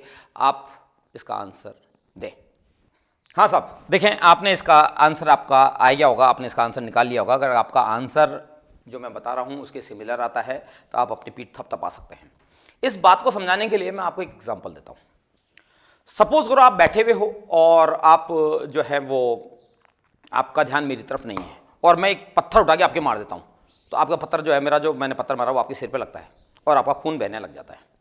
बट अब मैंने पहले तो बिना बताए बिना मारा, लेकिन मैं बता के मारूँ मैं तेरे पत्थर मारूंगा। तो जब मैं तेरे पत्थर मारूंगा और तू यहाँ मेरे पास बैठा, मैंने यहाँ से पत्थर लिया, ये लिया, ये बोतल ली मैंने, ये पत्थर लिया और मैंने ये लेके ये यूँ मारूंगा, यूँ करके मारूंगा यूँ, और तू मेरे बिल्कुल पास में बैठा हुआ है, ठीक है। अगर मान लो तू बहुत दूर होता तब तो तू क्या करता, मैं पत्थर मार रहा हूँ तो तू क्या करता, हाँ तू देखता है यार सर का पत्थर यूँ आ रहा है तो तू यूँ पत्थर की डायरेक्शन देखिए यूँ हो जाता, या फिर तू यूँ हो जाता, यानी तू बच जाता। तेरा दिमाग पूरी बॉडी को ऑर्डर देता कि पूरी बॉडी को बचाया जाए। लेकिन तू मेरे बहुत पास में, अब मैं तेरे को यूँ पत्थर मारूंगा। अगर मैं यूँ तेरे को पत्थर मारता हूँ, तेरी बॉडी का पोजीशन क्या होगी, तेरी पोजीशन क्या होगी, तेरी पोजीशन होगी कैसी होगी। आप कैमरामैन साहब, आपको अगर मैं पत्थर मारता हूँ यूँ तो आपकी पोजीशन कैसी होगी। आप मेरे बहुत पास में हो, ऐसे नहीं, मेरा निशाना बहुत अच्छा है, कंचे बहुत खेले मैंने, मैं यहाँ से आपको बहुत शानदार वाला एक पत्थर मारता हूँ यूँ करके, और आप मेरे पास में बैठे हैं, आप मेरे से लगभग सोशल डिस्टेंसिंग पर हैं, बट सिर्फ आप मेरे से 1.5 मीटर की डिस्टेंस पर, मेरा निशाना चूकता नहीं है, मारता जोरदार हूँ। अब मैंने यहाँ से आपका पत्थर मारा तो आपके बॉडी के रिएक्शंस क्या होंगे। मेरी किसी बात का रहस्य छुपा हुआ है इस बात में। आप ये आंसर देंगे तो मैं आपको बात समझाऊंगा। मैंने आपको यूँ पत्थर मारा तो आप क्या करेंगे। बहुत दूर होते तो आप पूरी बॉडी को बचा लेते, आप मेरे बहुत पास में, आपकी पोजीशन ये होगी दोस्त, ये वाली पोजीशन होगी, यानी कि आप क्या करोगे, आपके सिर को बचाओगे। पहले जब आप दूर थे तो आपके माइंड ने ऑर्डर दिया कि बॉडी को बचा, लेकिन जब आप मेरे पास में हो और आपको पता है कि आप बच नहीं सकते, तो आपके माइंड ने आपको ऑर्डर दिया मुझे बचा। भाड़ में गई बॉडी, जो फूटने तो, जो टूटे उसको टूटने तो, मुझे बचाओ। तो जब हमें कोई मारता है बहुत पास से तो हम लोग इस पोजीशन में होते हैं। पुलिस जब लाठीचार्ज करती है ना तो हम लोग यूँ हो जाते हैं, यूँ। अभी कई लोग खा रहे हैं मस्त वाली, ठीक है, तो जब वो ये काम करेगी तो हम लोग यूँ, यानी दिमाग को बचाते हैं। बट हमने अगर इस तरह से अगर इस हाथों को कर लिया तो पत्थर कहाँ आके लगेगा, यहाँ। पत्थर की सारी एनर्जी खत्म हो गई। बात तो समझे मैं क्या बोल रहा हूँ, पत्थर की सारी एनर्जी खत्म हो गई या नहीं हो गई। या पत्थर इतना समझदार है कि अच्छा, वो रामायण महाभारत में जैसा आ रहा है कि पत्थर इतना समझदार है बोले घूम गया, ऐसा होगा। नहीं, वो यहाँ पे आया, उसकी सारी एनर्जी खर्च हो गई और वो नीचे गिर गया। इसके अलावा कुछ नहीं काम कर पाएगा। बात समझने की कोशिश करें। अगर मैंने ऐसे कर दिया तो मेरा ब्लड निकलेगा कहाँ से, मेरे हाथों से, मतलब मेरे हाथों से मेरा ब्लड निकलेगा, क्योंकि सारी एनर्जी मैंने यहाँ ले ली है, यानी पत्थर की एनर्जी यहाँ खर्च हो चुकी है। समझ आ रही है मेरी बात, ठीक ऐसा ही होगा। अब आंसर सोचें, अब क्या होगा। यहां भरी हुई है साहब इसमें एयर, और एयर के अंदर होते हैं उसके मोलिक्यूल्स और एटम्स। एक्सरे आयनोनाइज करती है, सुना होगा कभी, एक्सरे आयनोनाइज करेगी तो यहां से इलेक्ट्रॉन निकाल देगी। ये तो आपका इलेक्ट्रॉन हुआ और ये आपका आयन हुआ पॉजिटिव। ये पॉजिटिव इस पॉजिटिव से रिपेल होगा, बट ये नेगेटिव जो था, जो इसका इलेक्ट्रॉन था, वो इलेक्ट्रॉन यहां आएगा और इसको डिफ्यूज करेगा, यानी इसके पॉजिटिव चार्ज को कम करेगा। इसका पॉजिटिव चार्ज कम होगा, इसका पॉजिटिव चार्ज कम होगा तो ये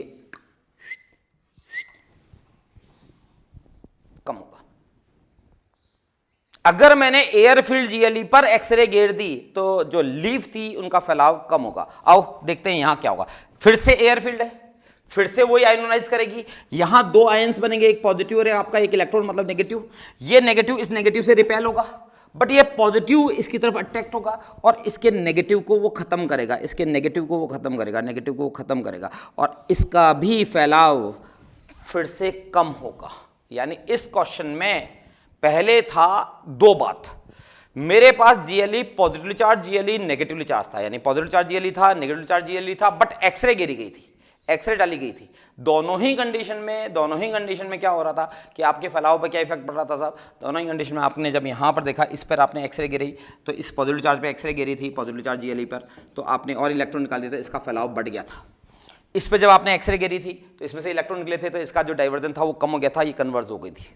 लेकिन इस बार जब नेगेटिवली चार्ज जीएलई लो चाहे पॉजिटिव चार्ज जीएलई लो, मैं अगर उस पर एयर फील्ड लेता हूं और मैं उसमें अगर एक्सरे गिरता हूं तो दोनों ही जीएलई के अंदर कन्वर्जन होगा, दोनों ही पास में आएंगी।